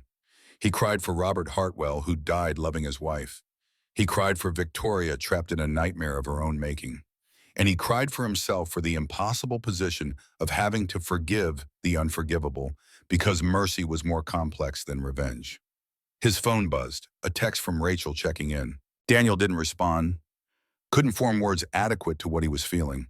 Instead, he reread the letter, absorbing details he'd missed the first time: the small admissions of Victoria's ongoing suffering, her acknowledgement that treatment was necessary but terrifying. Emma called at 9, her voice bright with the exhaustion of a successful sleepover. Daddy, Natalie's mom says I can stay for breakfast if it's okay with you. Can I? Daniel forced cheerfulness into his tone. Of course, sweetheart. I'll pick you up at 10 tomorrow. Love you, Daddy. Love you too, Lily Pad. Sweet dreams. After Emma hung up, silence pressed in from all sides. Daniel stood pacing the apartment, the letter clutched in his hand like evidence of crimes against humanity. Part of him wanted to call Patricia Morgan to declare option 2 a mistake, to pursue the lawsuit that would financially devastate Victoria and the company that had enabled her. But another part, the part that had spent 3 years as a single father learning that people were complex and broken and capable of both tremendous harm and unexpected grace, understood that Victoria was fighting for her life just as much as Emma fought against lupus. Neither battle was fair. Both deserved compassion. Daniel picked up his phone and dialed Tom. His friend answered on the third ring background noise, suggesting a bar or restaurant. Danny, everything okay? Tom's voice was concerned, probably reading the late hours emergency. I got Victoria's letter, the explanation I asked for. Daniel sank back into the armchair. Tom, I don't know what to do with this information. Tom was quiet for a moment, then Daniel heard him excusing himself, footsteps, and then the muffled quiet of outside. What did she say? Daniel summarized the letter's contents, the accident details, Victoria's survivor's guilt, her confession of using Daniel as proxy for her lost family. Tom listened without interrupting his breathing, the only sound confirming he was still there. When Daniel finished, Tom exhaled slowly. Jesus, that's heavier than I expected. She's not making excuses, she's explaining. Daniel rubbed his eyes, exhaustion pulling at every word. I don't know if that makes it better or worse. Both, probably. Tom's voice was thoughtful. Danny, here is what I know, that after 15 years in this business and 23 years of marriage, hurt people hurt people. Victoria got hurt in the worst way possible, and instead of dealing with it, she became a weapon against herself and everyone around her. What she did to you was inexcusable, but she's also a human being in crisis. You choosing option 2, giving her a chance to get help, that's the most decent thing you could do. But it doesn't mean you have to forgive her personally. Professional courtesy and personal forgiveness are different things. Daniel absorbed this, the permission to maintain complexity, to not reduce the situation to simple binaries of victim and villain. Rachel thinks I'm being too soft, that Victoria's tragic backstory doesn't erase what she did. Daniel's voice was rough. Rachel's protective of you. That's her job as our sister. But you're the one who has to live with this decision. Tom paused. For what it's worth, I think you're doing the right thing. Victoria needs help she wasn't going to get otherwise. Emma needs the medical coverage, and you need to prove to yourself that you can take the high road even when the low road is justified. That's not weakness, buddy. That's strength most people don't have. The words settled something in Daniel's chest. Thanks, Tom. I needed to hear that. Anytime now. Get some sleep. Emma's sleepover means you can actually rest for once. They hung up. Daniel put Victoria's letter back in its envelope, filing it away in his desk drawer where Emma wouldn't accidentally find it. Tomorrow he'd call Catherine, confirm he'd received the letter, make it clear that understanding Victoria's pain didn't obligate him to anything beyond the contract terms they had already agreed upon.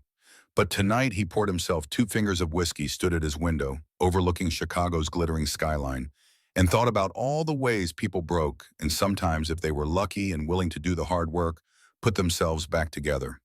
The remaining weeks of leave passed in a blur of domesticity and healing.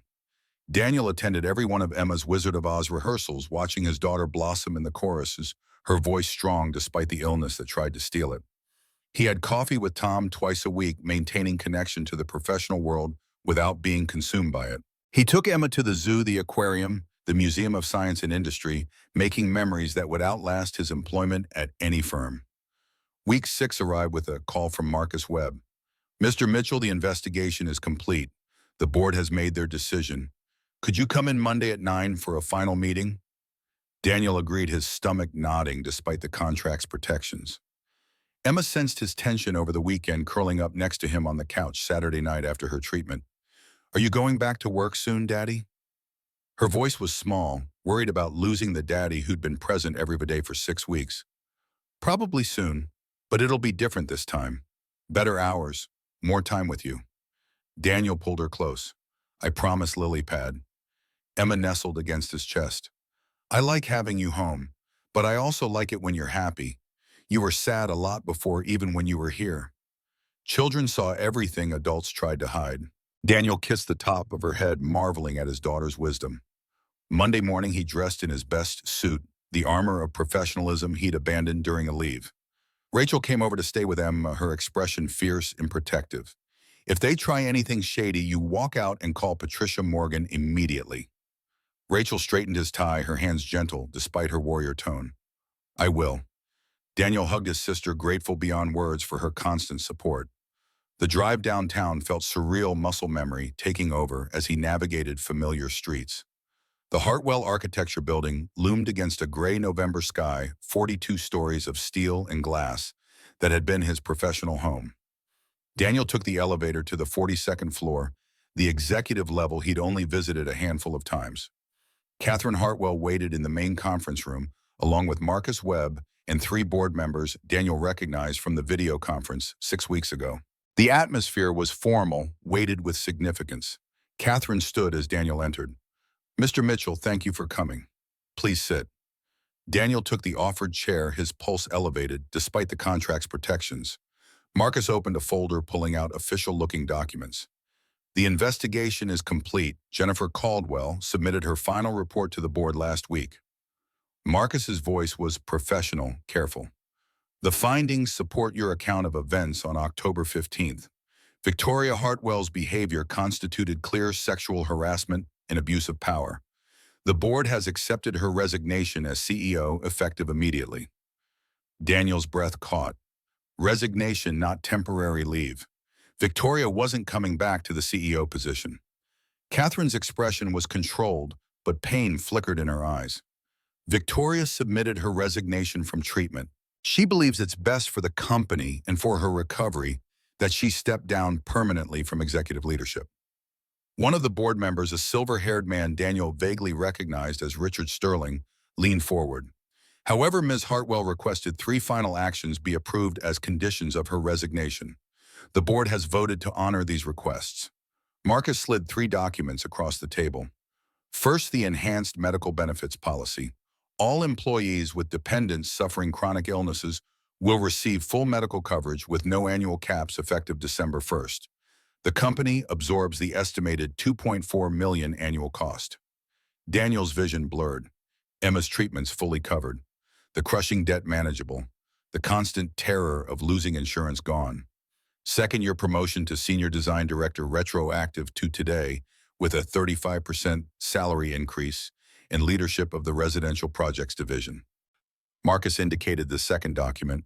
The board recognizes this promotion was overdue and should have been granted during previous reviews. Daniel's hands shook as he accepted the paperwork. Senior Design Director. The position he'd been denied twice, finally his, though the circumstances made celebration feel hollow. Third, the establishment of the Hartwell Foundation for Pediatric Medical Research.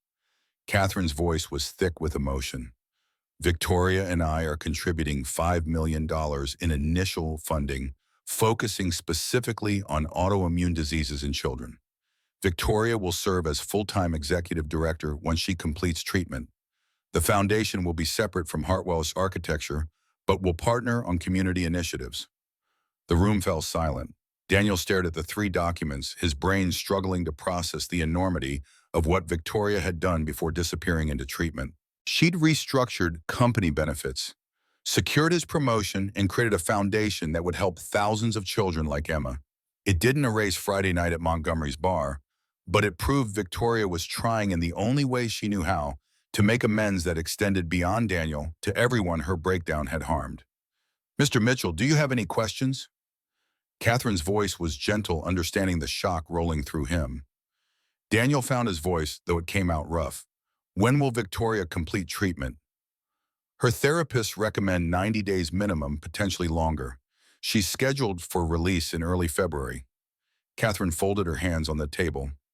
She's asked that if she returns to Chicago, she be allowed to meet with you to apologize in person. Only if you're willing. No pressure, no obligation. Daniel thought of the letter, Victoria's handwritten confession of pain and culpability. I'll consider it when the time comes, but I'm not making promises. Understood. Catherine nodded. For now, we'd like you to start your new position next Monday if you're ready. Tom Reeves will brief you on current projects. We'll arrange for a smooth transition. The meeting concluded with handshakes and welcome backs that felt surreal. Daniel left the Hartwell architecture offices with signed contracts, a significant raise, and the knowledge that his daughter's medical care was secure. He should have felt triumphant. Instead, he felt exhausted, wrung out by weeks of emotional whiplash. He called Rachel from the car. It's done. Promotion approved. Medical benefits secured. Victoria resigned as CEO permanently. Rachel whooped, her relief palpable through the phone. Emma, your daddy got promoted. Tell him congratulations. Emma's voice came through bright and clear. Daddy, does this mean you're happy now? Daniel's throat closed. Yeah, sweetheart, I think I'm getting there. That evening, Emma insisted on making celebration cupcakes, her energy boundless, despite having been at school all day. Daniel helped her measure ingredients, the kitchen becoming a flour-dusted disaster zone as they worked together. Rachel documented everything on her phone, promising to create a scrapbook of this period they'd someday look back on as the turning point. Tom stopped by with a bottle of champagne and genuine congratulations. Senior Design Director Mitchell has a nice ring to it. He clinked his glass against Daniel's. The residential division is yours to rebuild. I have full confidence you'll make it legendary. The celebration was small, intimate, just the people who'd supported Daniel through the darkest weeks. As Emma fell asleep that night, chocolate frosting still smudged on her cheek, Daniel sat on the edge of her bed and watched her breathe steady and even, her body cooperating for once. Thank you, he whispered to whatever force in the universe had carried them through. Thank you for letting us keep going. December transformed Daniel's life in ways both subtle and profound. He returned to Hartwell Architecture, not as the mid-level architect scrambling for recognition, but as Senior Design Director with authority and respect. His team consisted of 8 architects, all talented, all hungry to prove themselves on high-profile residential projects. The first crisis came 2 weeks into his new role. The Chicago Arts Center renovation, a $15 million project Hartwell had fought to win, had hit a structural problem. The original design called for load-bearing walls in positions that underground utility surveys revealed were impossible. The general contractor had stopped work, unwilling to proceed without architectural revision. Daniel arrived at the site on a freezing December morning, Tom beside him as technical advisor. The project superintendent, a grizzled veteran named Mike Sullivan, walked them through the problem, pointing to the excavation where concrete foundation work had ground to a halt. We can't pour the piles here without relocating the electrical vault. City says we can't relocate the vault without extensive permitting that'll take 6 months. Mike's frustration was evident. The client is threatening to pull funding. Board wants this fixed yesterday. Daniel studied the site, his mind already calculating alternatives. 15 years of field experience, of working construction, summers during architecture school, of understanding how buildings actually got built, rather than just how they looked on paper, crystallized into a solution. We don't need piles. Daniel crouched examining the soil composition. This is stable clay all the way down. We can switch to a matte foundation, spread the load across a larger surface area, avoid the electrical vault entirely. Tom pulled out his tablet, running quick structural calculations. It'll work. Actually, it'll be stronger and cheaper. Save about $600,000 on foundation costs, reduce construction timeline by 3 weeks. Mike's eyebrows rose. You sure about this? Deviating from original design is a big call. Daniel stood confident, settling into his bones. This was what he was good at. Not boardroom politics or playing corporate games, but solving real problems with practical knowledge. I'm sure I'll have revised drawings to you by end of week. We start foundation work Monday if weather holds. The solution worked. Better than worked, it transformed a potential disaster into an efficiency showcase. When Daniel presented the revised plans at the board meeting 3 days later, Catherine Hartwell smiled, genuine warmth breaking through her usual reserve. Excellent work, Mr. Mitchell. This is why we promoted you. Book knowledge gets you the job, but field experience saves projects. She addressed the full board. Let this be a reminder that credentials matter less than competence. Daniel's solution demonstrates practical expertise our firm needs to value more highly. After the meeting, Daniel returned to his new office, larger than his previous cubicle, with windows overlooking the Chicago River. Tom appeared in the doorway, grinning. You just made yourself indispensable, my friend. That save is going to become legend around here. Tom settled into a visitor chair. How does it feel being the hero instead of the guy nobody notices? Daniel considered the question honestly. Weird. Good but weird. I keep waiting for something to go wrong. Nothing's going to go wrong. You earned this. Tom's expression turned serious. Have you thought about what you'll do when Victoria gets out of treatment? The question Daniel had been avoiding. Catherine mentioned Victoria might want to meet to apologize in person. I don't know if I'm ready for that. Fair enough. You don't owe her anything beyond professional courtesy. Tom stood stretching. But for what it's worth, people can change. If Victoria's really doing the work in treatment, she might come back different. Better. Daniel wanted to believe that. But 3 years of watching Emma fight an illness that shouldn't exist in children had taught him that wanting something didn't make it true. Emma's health stabilized as winter deepened. The new insurance coverage meant access to medications previously considered too experimental or expensive. Her rheumatologist proposed a new treatment protocol, aggressive, but promising, that could potentially put her lupus into long-term remission. It's not a cure. DeBradford, Emma's primary specialist, was careful to manage expectations. But early trials show 73% of pediatric patients achieving clinical remission for 3 years or longer. Emma's a good candidate. Daniel listened to the medical jargon, Rachel beside him translating the complex terminology into plain English. The treatment would start in February, phase 3 clinical trial, fully covered by Hartwell Architecture's new benefits policy. Victoria's final act as CEO might save Emma's life. That knowledge complicated Daniel's feelings further. How could he hate someone who'd potentially given his daughter years of health? How could he forgive someone who'd threatened to destroy his livelihood? The cognitive dissonance was exhausting. January arrived with bitter cold and Catherine Hartwell's phone call. Victoria will complete her 90-day treatment program next week. She's asked if you'd be willing to meet with her. A conversation, public place, no expectations. She wants to apologize in person. Daniel's first instinct was refusal. But Emma, who'd been listening from the couch where she was curled with homework, looked up with those two wise 8-year-old eyes. Is that the sad lady who helped pay for my medicine? Emma set down her pencil. Aunt Rachel told me about it. She said a lady at your work donated money when I was really sick. Daniel shot his sister a look. Rachel shrugged unapologetic. Emma deserved age-appropriate truth, not protective lies. Yes, that's her. She's been getting help for some problems she was having. Daniel chose his words carefully. She wants to say she's sorry for being mean to Daddy at work. Emma considered this with the seriousness she applied to all important matters. You should meet her daddy. When people are sorry, they should get to say it. And when people help me stay healthy, you should say thank you. Out of the mouths of children came wisdom adults spent lifetimes seeking. Daniel called Catherine back 20 minutes later. I'll meet Victoria. Coffee at Westside Cafe next Saturday, 2 p.m. 1 hour public location, no drama. Catherine's relief was audible. Thank you, Mr. Mitchell. I'll let her know. Saturday arrived with winter sunlight cutting through gray clouds, the kind of January afternoon that promised brief warmth before evening. Cold reasserted control. Daniel dressed in casual clothes, jeans, and a sweater, deliberately avoiding the business attire that would make this feel like a professional obligation, rather than what it was. Two people meeting to navigate the wreckage of what one had done to the other. Emma watched him from the couch, her legs tucked under a blanket, recovering from yesterday's treatment session.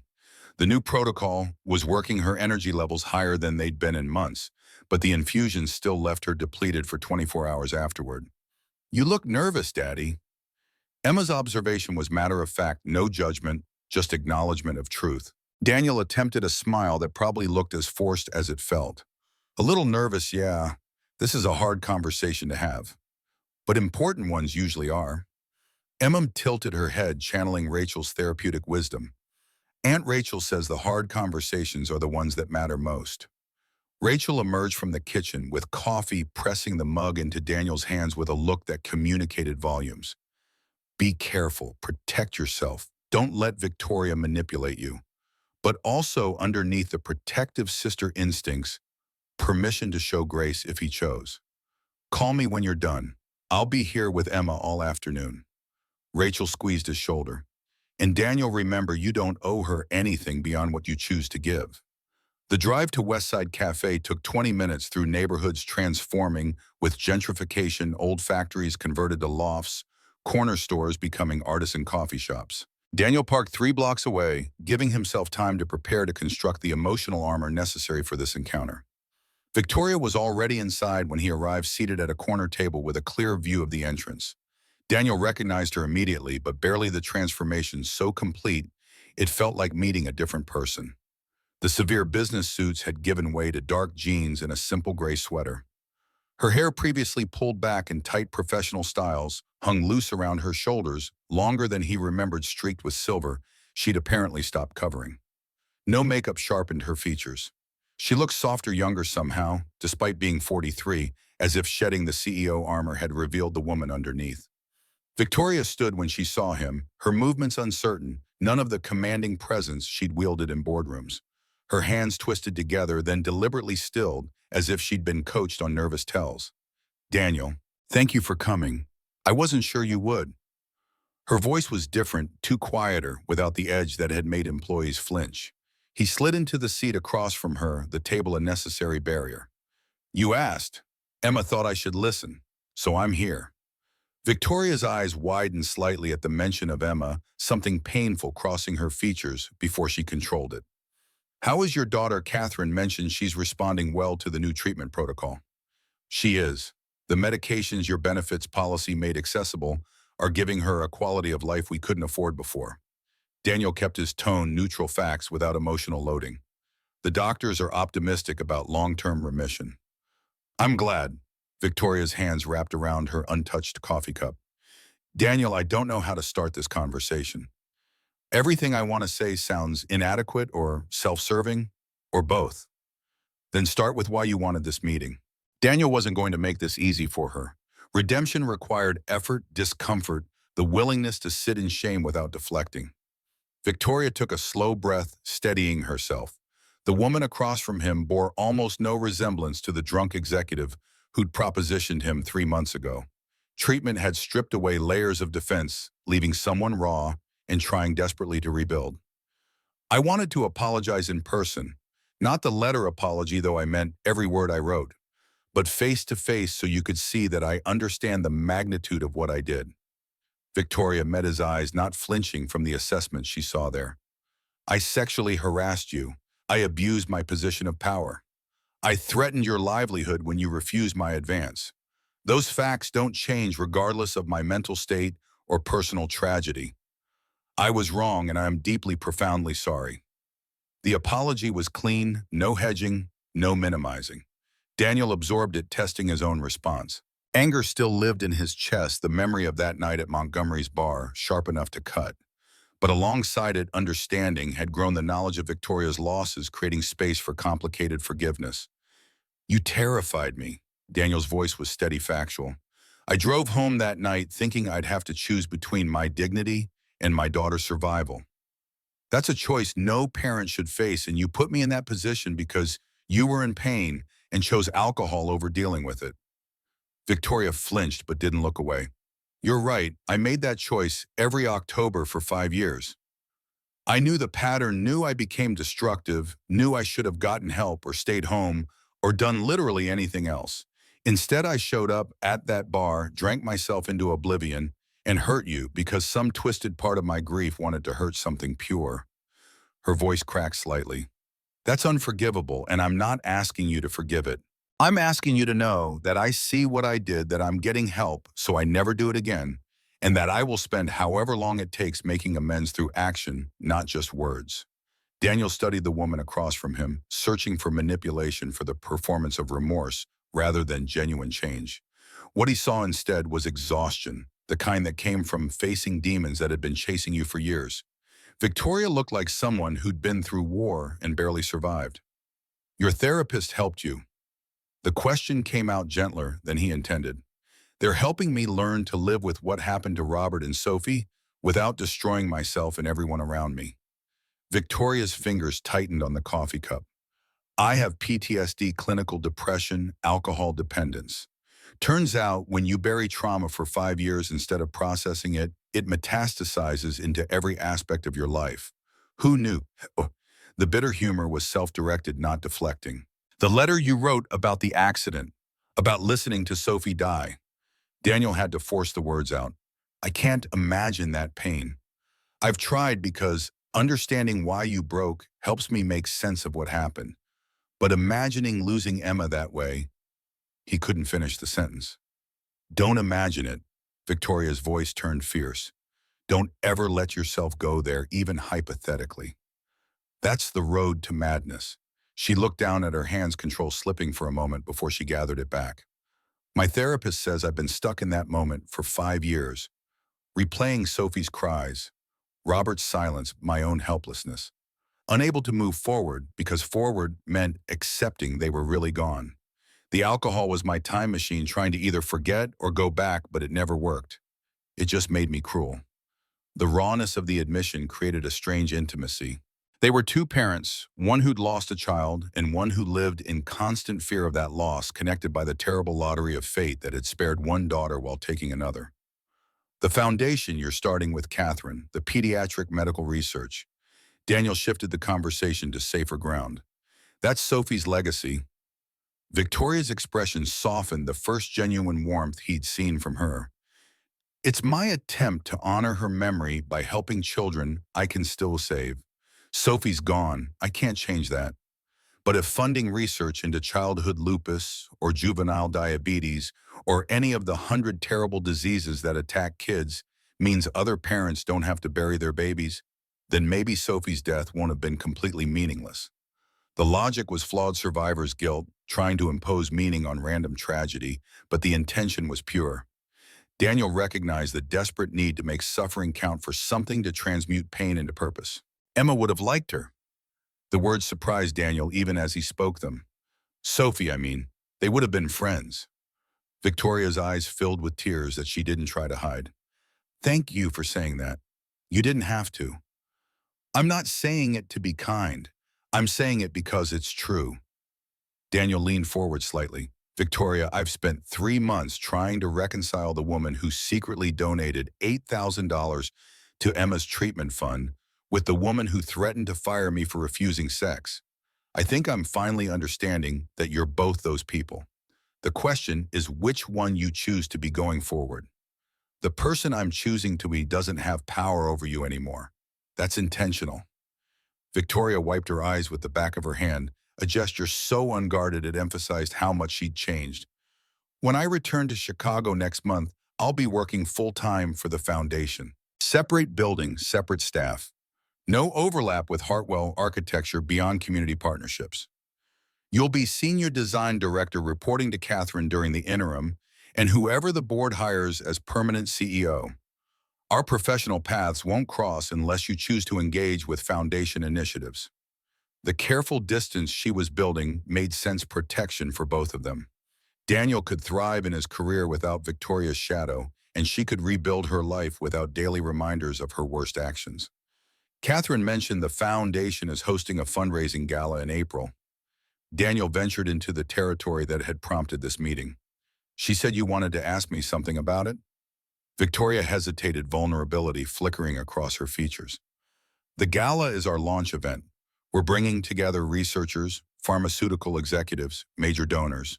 The goal is to raise enough money to fund at least 3 significant research initiatives focused on pediatric autoimmune diseases. She paused, choosing words carefully. We want to feature children who are living with these conditions to put faces and stories to the abstract medical terminology. It humanizes the research, makes donors understand why this work matters.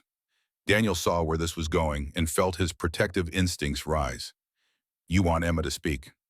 Only if she's comfortable and only if you approve. Victoria rushed the words, anxious not to overstep. She wouldn't be a prop or a pity case. We'd work with her to craft a message she wants to share in her own words for however long she feels capable.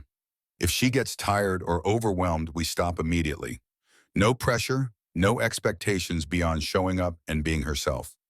The request was reasonable, but Daniel's first instinct was still refusal. Emma was 8 years old, still learning to manage her illness, still building confidence after years of being different from her healthy peers. Putting her on a stage at a high society fundraiser could be empowering or traumatic, and distinguishing between the two felt impossible. Why Emma specifically? There must be dozens of children in the Chicago area with similar conditions. Daniel needed to understand the motivation, whether this was genuine belief in his daughter's ability to help or Victoria's continued vicarious connection to the child who shared her lost daughter's name. Victoria didn't look away.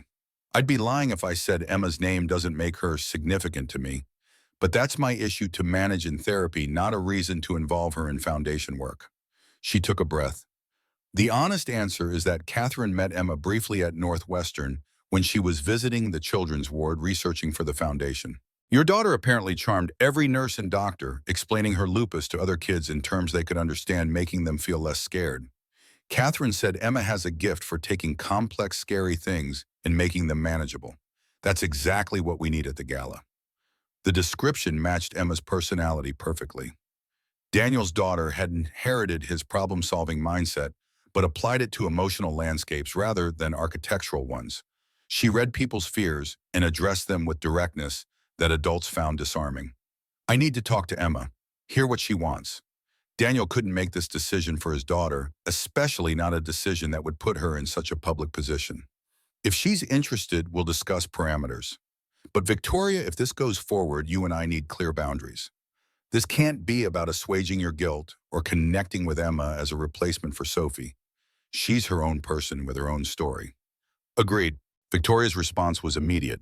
I'll maintain professional distance. Catherine will be Emma's primary contact for any gala preparation. I won't approach your daughter unless invited by you or her. I know my presence could be confusing or uncomfortable given everything that's happened. The self-awareness was new evidence that therapy was actually working, rather than just providing vocabulary to describe dysfunction. Daniel felt something shift in his chest. Not forgiveness exactly, but the beginning of belief that Victoria might genuinely become someone different from the person who'd terrorized him 3 months ago. I'll talk to Emma this weekend. Catherine can call me Monday with details about the gala timeline. Daniel started to stand, then hesitated. Victoria, one more thing. Are you sober? Actually sober, not just white-knuckling it until the next crisis? Victoria met his eyes, her gaze clear and direct. 97 days. I attend AA meetings daily, have a sponsor I call when triggers hit. I'm on medication for depression and PTSD, Working with a psychiatrist to manage brain chemistry, I can't willpower my way through. October 15th will always be hard, but I have tools now instead of just vodka and self-destruction. She paused. I'm not naive enough to think I'm fixed. Recovery is ongoing, but I'm actually doing the work this time instead of pretending grief will magically resolve itself.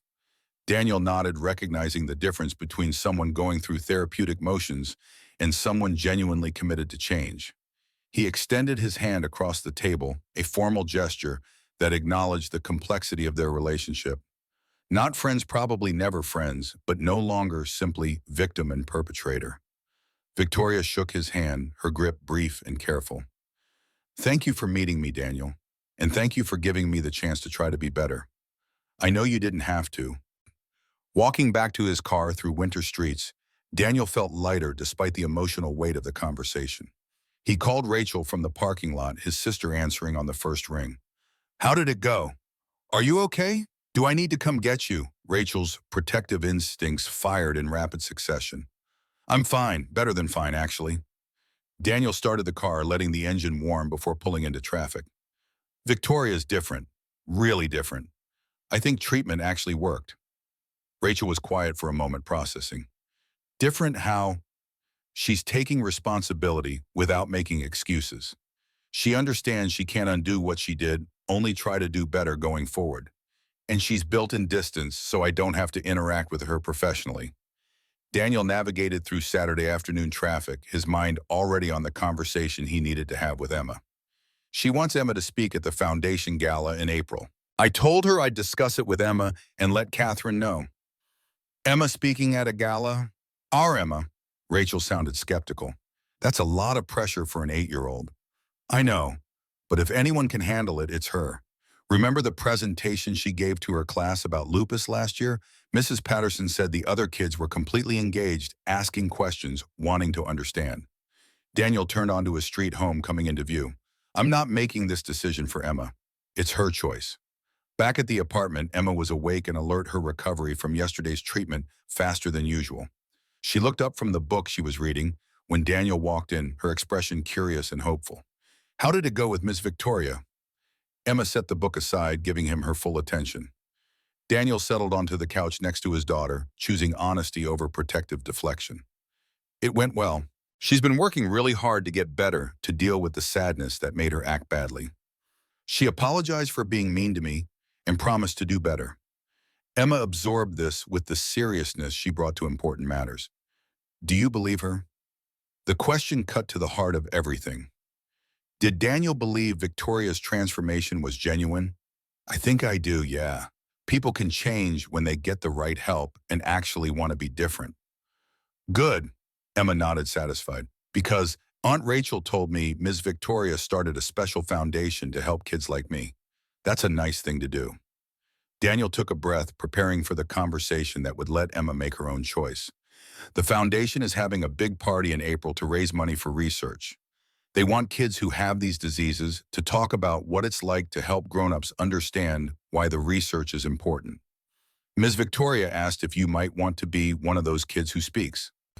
Emma's eyes widened, excitement and anxiety warring on her face, like a real speech, with a microphone and everything. Like a real speech, you'd talk about living with lupus, how it affects you, why better treatments would help, but only if you want to. Daniel emphasized the choice. This isn't something Daddy can decide for you. It's your life, your story. You get to choose whether to share it. Emma considered this, her face scrunching in concentration the way it did when she was working through complex problems. Would it help other kids get better medicine, like the medicine that's helping me? It might. The money they raise goes to doctors and scientists who study lupus and diseases like it. More money means more research, means better treatments, faster. Daniel wouldn't oversell it, wouldn't promise Emma's participation would save lives, but he'd give her the truth. Then I want to do it. Emma's voice was clear, confident. If talking about being sick can help other kids feel better, that's important. More important than being nervous about speaking. Daniel's chest tightened with pride and trepidation in equal measure. Are you sure, sweetheart? It's okay to say no. It's okay to be nervous and decide it's too much. Emma shook her head firmly. I'm sure Daddy, Mrs. Patterson says we should use our voices for good. This seems like good. She paused, then added with the wisdom that continually surprised him. And maybe it'll help Miss Victoria feel less sad knowing she's helping kids, even though she couldn't help her own daughter. Rachel, who'd been listening from the kitchen, walked over and sat on Emma's other side. You know what, Emma? You're pretty amazing. How'd you get so brave? Emma leaned against her aunt, grinning. I learned from Daddy. He's the bravest person I know because he keeps being kind even when people hurt him. That's harder than fighting monsters. The observation landed like a punch to Daniel's solar plexus. He pulled both Emma and Rachel into a hug, overcome by gratitude for the family that had sustained him through impossible choices. That evening, after Emma was asleep, Daniel called Catherine Hartwell to confirm Emma's participation. Catherine's relief was palpable through the phone. Thank you, Daniel. We'll make this as comfortable as possible for Emma. She'll have complete control over her message, her timing, everything. Catherine's voice was warm, grandmotherly, in a way he'd never heard before. I promise we won't exploit her. This is about giving her a platform, not using her as emotional manipulation. The next 2 months transformed into a careful choreography of preparation and healing. Emma worked with a speech coach. Catherine hired a gentlewoman named Margaret, who specialized in helping children find their voices. They met weekly at the library, Emma crafting her message in careful stages, writing and revising, until the words felt authentically hers. Daniel watched his daughter's confidence blossom as she took ownership of her story. Emma stopped hiding her PX line under long sleeves, started answering classmates' questions about hospital visits, honestly rather than deflecting. The gala preparation became a vehicle for Emma to integrate her illness into her identity rather than seeing it as shameful secret. At work, Daniel's reputation grew as the senior design director who'd saved the Chicago Arts Center project and was now transforming the residential division. He hired 2 new architects, both talented women who'd been overlooked by the old guard's preference for Ivy League men. His team won 3 major contracts in February alone, proving that merit-based advancement actually worked when given a chance. Tom stopped by Daniel's office on a Friday afternoon in early March, settling into the visitor chair with the comfortable familiarity of old friendship. You hear the board hired a new permanent CEO starts next month. Daniel looked up from the blueprints he'd been reviewing. Anyone I know, external hire, Margaret Whitfield, currently VP of Operations at a Seattle firm. Good reputation, focus on work-life balance and employee development. Catherine apparently wanted someone who'd maintain the culture changes she implemented during interim. Tom grinned. You're stuck with decent working conditions, buddy. How terrible for you. The news settled something Daniel hadn't realized was still unsettled. Margaret Whitfield's leadership meant the policies protecting flexible schedules and medical benefits weren't dependent on Catherine's temporary tenure. They were becoming permanent culture, the kind of workplace where parents like him could actually thrive. Speaking of culture changes, you going to the Hartwell Foundation Gala? Tom's question was casual, but his eyes were sharp, assessing. Emma's speaking, so yeah, I'll be there. Daniel kept his tone neutral, not ready to discuss the complicated emotions surrounding the event. Good, because I got invited as one of the senior staff, and my wife wants to see what $5 million galas look like. Tom stood stretching. Plus, I want to see your kid wow a room full of Chicago's elite. She's special, Danny. The gala preparation accelerated as April approached. Emma's treatment protocol was working better than anyone had dared hope. Her energy levels stable, her flare-ups minimal.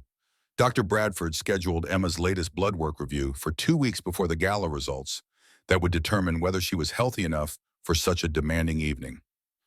Daniel sat in Dr. Bradford's office at Northwestern, Emma beside him coloring in a medical diagram she'd requested from the nurse, while the doctor pulled up test results on her computer screen. This is remarkable. Dr. Bradford's voice held genuine excitement. Emma's inflammatory markers are the lowest I've seen in 3 years. The new treatment protocol is working exactly as we'd hoped. More than hoped, actually. Daniel's throat tightened. So she's in remission. Not yet, but trending that direction. If these levels hold for another 3 months, we'll call it clinical remission. Dr. Bradford smiled at Emma. You're doing great, kiddo. Keep taking your medications exactly as prescribed, and we might be able to reduce your infusion schedule this summer. Emma looked up from her coloring, hope shining in her eyes. Does that mean I could do normal kid stuff like sleepovers without worrying about getting sick? Gradually, yes. We'll take it slow, but you're getting stronger every week. Bradford's expression turned serious. Your dad mentioned you're speaking at a foundation event next week. How are you feeling about that? Emma's face scrunched in concentration. Nervous, but good nervous, like when you're about to go on a roller coaster and you're scared, but also excited. Dr. Bradford laughed warm and genuine. That's a perfect description. You're going to do great, Emma. And who knows, maybe your story will help fund the research that puts me out of business because all my patients get cured. The possibility felt almost too large to contemplate. Daniel squeezed Emma's shoulder, pride radiating through him like sunlight. The night of the gala arrived with perfect spring weather, the kind of April evening that promised summer's warmth without winter's bite. Daniel dressed in his best suit, the one he'd bought for this new phase of his career, and helped Emma into the dress Rachel had spent weeks finding. Navy blue with subtle sparkles, sophisticated enough for the event, but still appropriate for an 8-year-old with long sleeves that covered her pick line without looking like she was hiding anything. Emma stared at herself in the mirror, her expression awestruck. I look like a princess scientist. You look perfect. Daniel knelt to fix a strand of hair that had escaped Rachel's careful styling. Remember, if you get nervous or tired or want to stop, you just tell me. We can leave anytime. I won't want to leave, Daddy. This is important. Emma squared her shoulders, channeling a confidence that belied her age. Let's go help kids. The Four Seasons Grand Ballroom had been transformed into something out of a dream. Crystal chandeliers cast warm light over tables draped in white linen centerpieces of spring flowers, creating islands of color. 350 guests mingled Chicago's philanthropic elite in evening wear, their conversations a low hum of wealth and influence. Daniel spotted Catherine immediately regale in a deep burgundy gown circulating among donors with practiced ease. She caught his eye and smiled, excusing herself to approach them. Emma, you look absolutely beautiful. Catherine bent to Emma's level, her warmth genuine. Are you ready for your big moment? Emma nodded solemnly. I practiced all my words.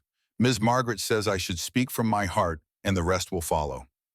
Wise advice. Catherine stood addressing Daniel. Victoria is here backstage helping coordinate the program. She asked me to tell you she'll maintain distance unless Emma specifically wants to meet her. The careful boundary Victoria was maintaining eased some of Daniel's residual anxiety. He scanned the ballroom, spotting Tom and his wife near the bar, several Hartwell architecture colleagues scattered among the tables. This was his professional world, his community witnessing his daughter's moment. The program began with Catherine's welcome, her speech balancing gratitude for attendance with clear explanation of the foundation's mission. She introduced board members, acknowledged major sponsors, and then shifted tone as she prepared to introduce the research component. Before we hear from our keynote researcher, I want to share why this work matters on a human level. Catherine's voice was steady, but emotion threaded through her words. 5 years ago, I lost my granddaughter to a tragedy that had nothing to do with medical research. But in her memory and in honor of all the children fighting diseases we can prevent or cure, we've committed to funding cutting-edge research into pediatric autoimmune conditions. The ballroom fell silent, 350 people focused on Catherine's every word. Tonight, you'll hear from Dr. Evelyn Bradford, Chief of Pediatric Rheumatology at Northwestern Memorial. Dr. Bradford has been leading a clinical trial for a revolutionary lupus treatment. Dr. Bradford, a woman in her 50s, approached the podium, her bearing professional but approachable. Daniel recognized her as Emma's primary specialist, the doctor who'd guided them through 3 years of treatment decisions. Ladies and gentlemen, I'm here to share results that exceed our most optimistic projections. Dr. Bradford's voice carried clear and strong through the sound system. Our Phase 2 trial of BRX-471, a novel immunomodulator specifically designed for pediatric lupus patients, has shown extraordinary promise. She clicked a remote, bringing up a presentation screen behind the podium. Charts and graphs appeared, data that probably meant little to most of the audience, but everything to parents like Daniel, who'd memorized medical terminology out of desperate necessity.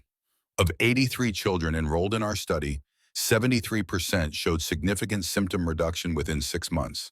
61% achieved what we call clinical remission, meaning their disease markers dropped to barely detectable levels. Side effects were minimal, far less than with current standard treatments. Dr. Bradford paused, letting the numbers sink in. But data alone doesn't convey what this means. So let me put it in human terms. Before this trial, these 83 children missed an average of 40 school days per year due to illness. After 6 months of treatment, that number dropped to 8 days. Before the trial, 60% required monthly hospital visits. After treatment, that dropped to quarterly check-ins. The ballroom remained silent, but Daniel could feel the shift in energy donors beginning to understand the real-world impact of their contributions. We're launching Phase 3 trials next month, expanding to 200 children across 5 cities. Full funding from the Hartwell Foundation will allow us to fast-track this research, potentially bringing this treatment to market 3 years ahead of traditional timelines. Dr. Bradford's expression softened. One of our trial participants is here tonight. She's going to share her experience living with lupus and what this research means to her. Please welcome Emma Mitchell. Applause filled the ballroom as Emma walked to the podium. Daniel's heart hammered in his chest, every protective instinct screaming at him to grab his daughter and run before Chicago's elite could judge or pity her. But Emma climbed the small stairs Margaret had arranged, positioned herself behind the microphone, adjusted to child height, and smiled at the audience with remarkable poise. Hi, everyone. My name is Emma Mitchell, and I'm 8 years old. I have lupus, which means my immune system gets confused and attacks my body instead of protecting it. Emma's voice was clear, steady, the product of weeks practicing with Margaret. That sounds scary, and sometimes it is scary, but mostly it's just annoying. Gentle laughter rippled through the crowd, the tension breaking as Emma's personality shone through. Before I got sick, I liked soccer and swimming and running around with friends. After lupus, I had to stop those things because my body couldn't handle it. I missed 73 days of school in 2nd grade. That's more than anyone else in my class. I felt different, like I was broken, while everyone else was normal. Daniel watched his daughter own her story, refusing to minimize the hard parts or play for sympathy. She was simply honest, and the audience leaned in captivated. But then my daddy got a new job with better insurance, and I got to try the new medicine Dr. Bradford was studying. And guess what? This year, I only missed 12 days of school. I joined the drama club and got to be in The Wizard of Oz. I'm learning to swim again because my body is getting stronger. Emma paused, consulting the note card she'd prepared but barely needed. The medicine doesn't make lupus go away completely. I still have to take pills every day and get infusions every month. But it makes lupus something I live with instead of something that controls my whole life. The shift from victim to protagonist was subtle but powerful. Emma wasn't asking for pity. She was demonstrating resilience, showing what proper treatment could accomplish. Doctors need money to make medicine better. Not just for me, but for all the kids whose bodies work different. Kids with diabetes and arthritis and 100 other diseases with long names I can't pronounce.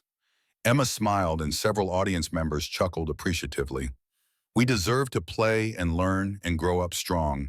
We deserve research that makes that possible. Emma looked directly at the audience, her gaze sweeping across the ballroom with remarkable confidence. So when you donate money tonight, you're not just giving to a charity. You're giving kids like me the chance to be more than our diseases. You're giving us futures. She paused, then added with perfect timing, plus you get to feel good about yourselves, which is also nice. The ballroom erupted in laughter and then applause, genuine and sustained. Emma stood at the podium, absorbing it, her expression shifting from nervousness to joy as she realized she'd succeeded. Daniel was crying openly, not caring who saw pride overwhelming every other emotion. But Emma wasn't finished. She held up a hand, waiting for the applause to quiet, and when it did, her expression turned serious. I want to say thank you to Ms. Victoria Hartwell. She lost her daughter, who was also named Emma. That's the worst thing that can happen to a family. But instead of staying sad forever, Ms. Victoria is helping kids like me. She's turning her sadness into hope. That's real bravery. The audience erupted again, this time standing the ovation thunderous. Daniel looked toward the stage entrance, where Victoria stood in the shadows, tears streaming down her face, Catherine's arm around her shoulders.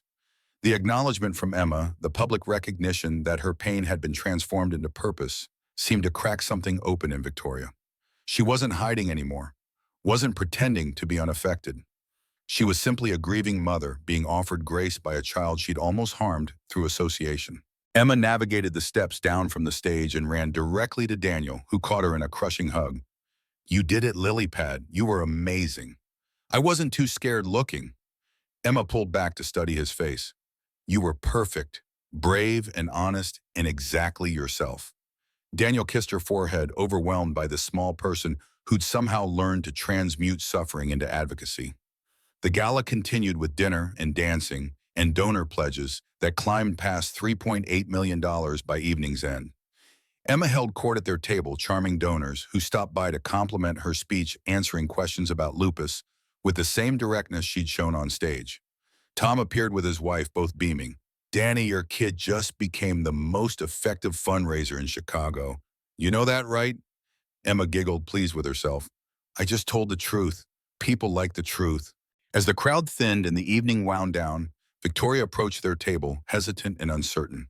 She'd changed from earlier, her evening gown elegant, but understated, her demeanor completely lacking the cold authority she'd once wielded. Emma, your speech was extraordinary. Thank you for what you said about Sophie and about me. You didn't have to do that. Victoria's voice was thick with emotion. Emma studied Victoria with the serious assessment children employed when determining trustworthiness. You're helping kids like me get better. That's important. And Daddy says you are working really hard to be a better person. I think that's important too. Victoria's composure crumbled, fresh tears spilling over. You're very kind. Much kinder than I deserve. Everybody deserves kindness. Emma's certainty was absolute. Even when they make mistakes, that's what second chances are for. The wisdom from an 80-year-old hung in the air, a benediction and a challenge. Victoria looked at Daniel, a question in her eyes he couldn't quite read. Would it be okay if I hugged your daughter just quickly to say thank you? Victoria's request was careful, asking permission, respecting boundaries. Daniel looked at Emma, who nodded enthusiastically. Victoria knelt, and Emma hugged her without hesitation, the kind of unself-conscious embrace children offered when they sensed someone needed comfort. Thank you, Emma. You gave me a gift tonight I don't have words for. Victoria stood, wiping her eyes. Daniel, could I speak with you for a moment, privately? Daniel glanced at Tom, who nodded and pulled up a chair next to Emma. I'll keep this brilliant young lady entertained. Take your time. Victoria led Daniel to a quiet corner of the ballroom, away from the remaining guests. They stood near windows overlooking Chicago's glittering night skyline, the city spread out below them like a promise. I don't know how to thank you. Victoria's voice was raw, unguarded. You gave me the chance to get help instead of destroying me when destruction was justified. Emma's acknowledgement tonight, her willingness to see good in what I'm trying to do, despite knowing what I did to you, it's more grace than I knew how to ask for. Daniel considered his response carefully. You thanked me by actually doing the work, by getting sober, staying sober, building something that helps people instead of just talking about it. That matters more than words. Victoria nodded, absorbing this. Then hesitantly, she ventured into new territory. I know our professional paths don't cross anymore with me at the foundation and you at Hartwell, but I was wondering if you'd consider joining our parent advisory board. It's a volunteer position, meets quarterly, helps guide our funding priorities. Your perspective as a single parent navigating the healthcare system would be invaluable. The offer surprised Daniel, though it shouldn't have. Victoria was rebuilding her life around purpose, and she recognized his lived experience as expertise. I'll think about it. Talk to Emma, make sure she's comfortable with me being more involved with the foundation. Daniel paused, then added carefully, Victoria, are you doing okay? Really okay, not just performing okay. The question seemed to catch her off guard. That's the first time you've asked about my well-being since this started. Because you're more than what you did to me. You're a person trying to recover from trauma. I can hold both those truths. Daniel's voice was gentle but firm. You hurt me badly, and you're also worthy of concern. Those aren't mutually exclusive. Victoria's eyes filled again, but she smiled through the tears. I'm doing better than I have in 5 years. It's still hard, but it's getting easier to wake up without hating myself quite so much. Therapy helps. The foundation work helps. And knowing that I might actually make amends through action instead of just apologizing over and over, that helps most of all. They stood in comfortable silence for a moment, two people who'd been thrust together by tragedy and were now cautiously building something like mutual respect. Your daughter is remarkable, Daniel. You've raised an extraordinary human being. Victoria's voice held wonder and grief in equal measure. Sophie would have been her age now if she'd lived. I think they would have been friends. I think so too. Daniel surprised himself with the honesty. Emma sees people clearly without the filters adults use. She saw your pain and responded with compassion because that's who she is. I'm learning from her example. Victoria laughed, broken but genuine. We're both learning from an 8-year-old. That's humbling. Parenthood is humbling. Daniel glanced toward their table where Emma was showing Tom something on her phone, probably photos from rehearsals. They teach us more than we teach them if we're paying attention. I wish I'd had more time to learn from Sophie. Victoria's voice cracked. But maybe helping kids like Emma is how I honor what Sophie could have taught me if she'd lived long enough. The conversation felt like a closing of some chapter, the final page of the antagonistic relationship turning towards something undefined but possibly positive. Daniel and Victoria would never be close friends. The history was too complicated. But they could be colleagues in the work of healing, both personally and systemically. I should get Emma home. It's past her bedtime and tomorrow's a treatment day. Daniel extended his hand, the gesture formal but warm. Victoria shook it, her grip steady. Thank you, Daniel, for everything. I know I'll probably say that 1,000 more times, but it bears repeating. Walking back to collect Emma, Daniel felt something shift in his chest, a weight he'd been carrying for months finally easing. Forgiveness, he was learning, wasn't a single moment of decision, but an ongoing choice to release resentment in favor of something more sustaining. He wasn't there yet, might never fully arrive, but the journey had begun. 6 months passed in a blur of positive momentum. Emma's lupus entered clinical remission in July, her treatment schedule reduced to monthly check-ins that felt celebratory rather than anxious. Daniel's residential division at Hartwell Architecture won design awards for 3 major projects, his reputation as both talented architect and compassionate leader solidifying. He bought a small house in Rogers Park, nothing extravagant, but with a backyard where Emma could play without the constraints of apartment living. Rachel moved nearby, her therapy practice, thriving their family unit, expanded to include her new girlfriend, a social worker Daniel immediately liked.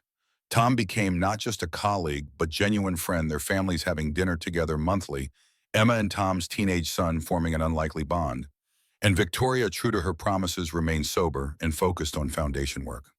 The Hartwell Foundation funded 6 research initiatives by autumn, including Dr. Bradford's Phase 3 trial that was showing even better results than Phase 2. Victoria and Daniel served together on the Parent Advisory Board, their interactions professional and increasingly comfortable, the sharp edges of their history softening with time and mutual effort. October 15th came and went without crisis. Victoria attended an AA meeting, then spent the evening at a grief counseling session she now facilitated for other parents who'd lost children. She texted Daniel the next day a simple message: "Made it through. Thank you for believing I could." Daniel's response was equally simple: "Proud of you. Keep going." Emma's 9th birthday arrived with autumn colors painting Chicago in bronze and gold. Daniel threw a party in their new backyard, Emma's school friends mixing with family, and a few select adults who'd become important to their lives. Tom and his wife brought their son. Rachel and her girlfriend arrived with homemade cake. Catherine Hartwell stopped by briefly, bearing a generous donation to Emma's college fund and genuine warmth. And Victoria came invited by Emma herself over dinner 2 weeks earlier. "It's okay if Ms. Victoria comes to my party, right, Daddy? She's part of our story now." Daniel had agreed, touched by his daughter's capacity for inclusion. So Victoria sat on a lawn chair watching Emma play with friends, her expression peaceful in a way Daniel had never seen during their time working together. "This is nice." Victoria's voice was soft as Daniel settled into the chair beside her. Watching children just be children, no crisis, no tragedy, just joy. Emma's good at finding joy. Daniel watched his daughter chase Natalie and Colleen across the lawn, her laughter bright and unrestrained. "She's teaching me how to do the same." Victoria was quiet for a moment, then ventured carefully into new territory. "I've been meaning to ask, but I wasn't sure if it was appropriate. Are you seeing anyone romantically? I mean..." The question caught Daniel off guard. "No, Jessica walking out left scars I haven't felt ready to reopen." "Why do you ask?" "Because you deserve happiness beyond just being Emma's dad and a brilliant architect." Victoria's voice held conviction. You've spent 3 years putting everyone else first. Maybe it's time to consider your own happiness too. Daniel considered this, then deflected with gentle humor. Are you offering dating advice now? That seems outside your therapeutic focus. Victoria laughed, the sound genuine and unguarded.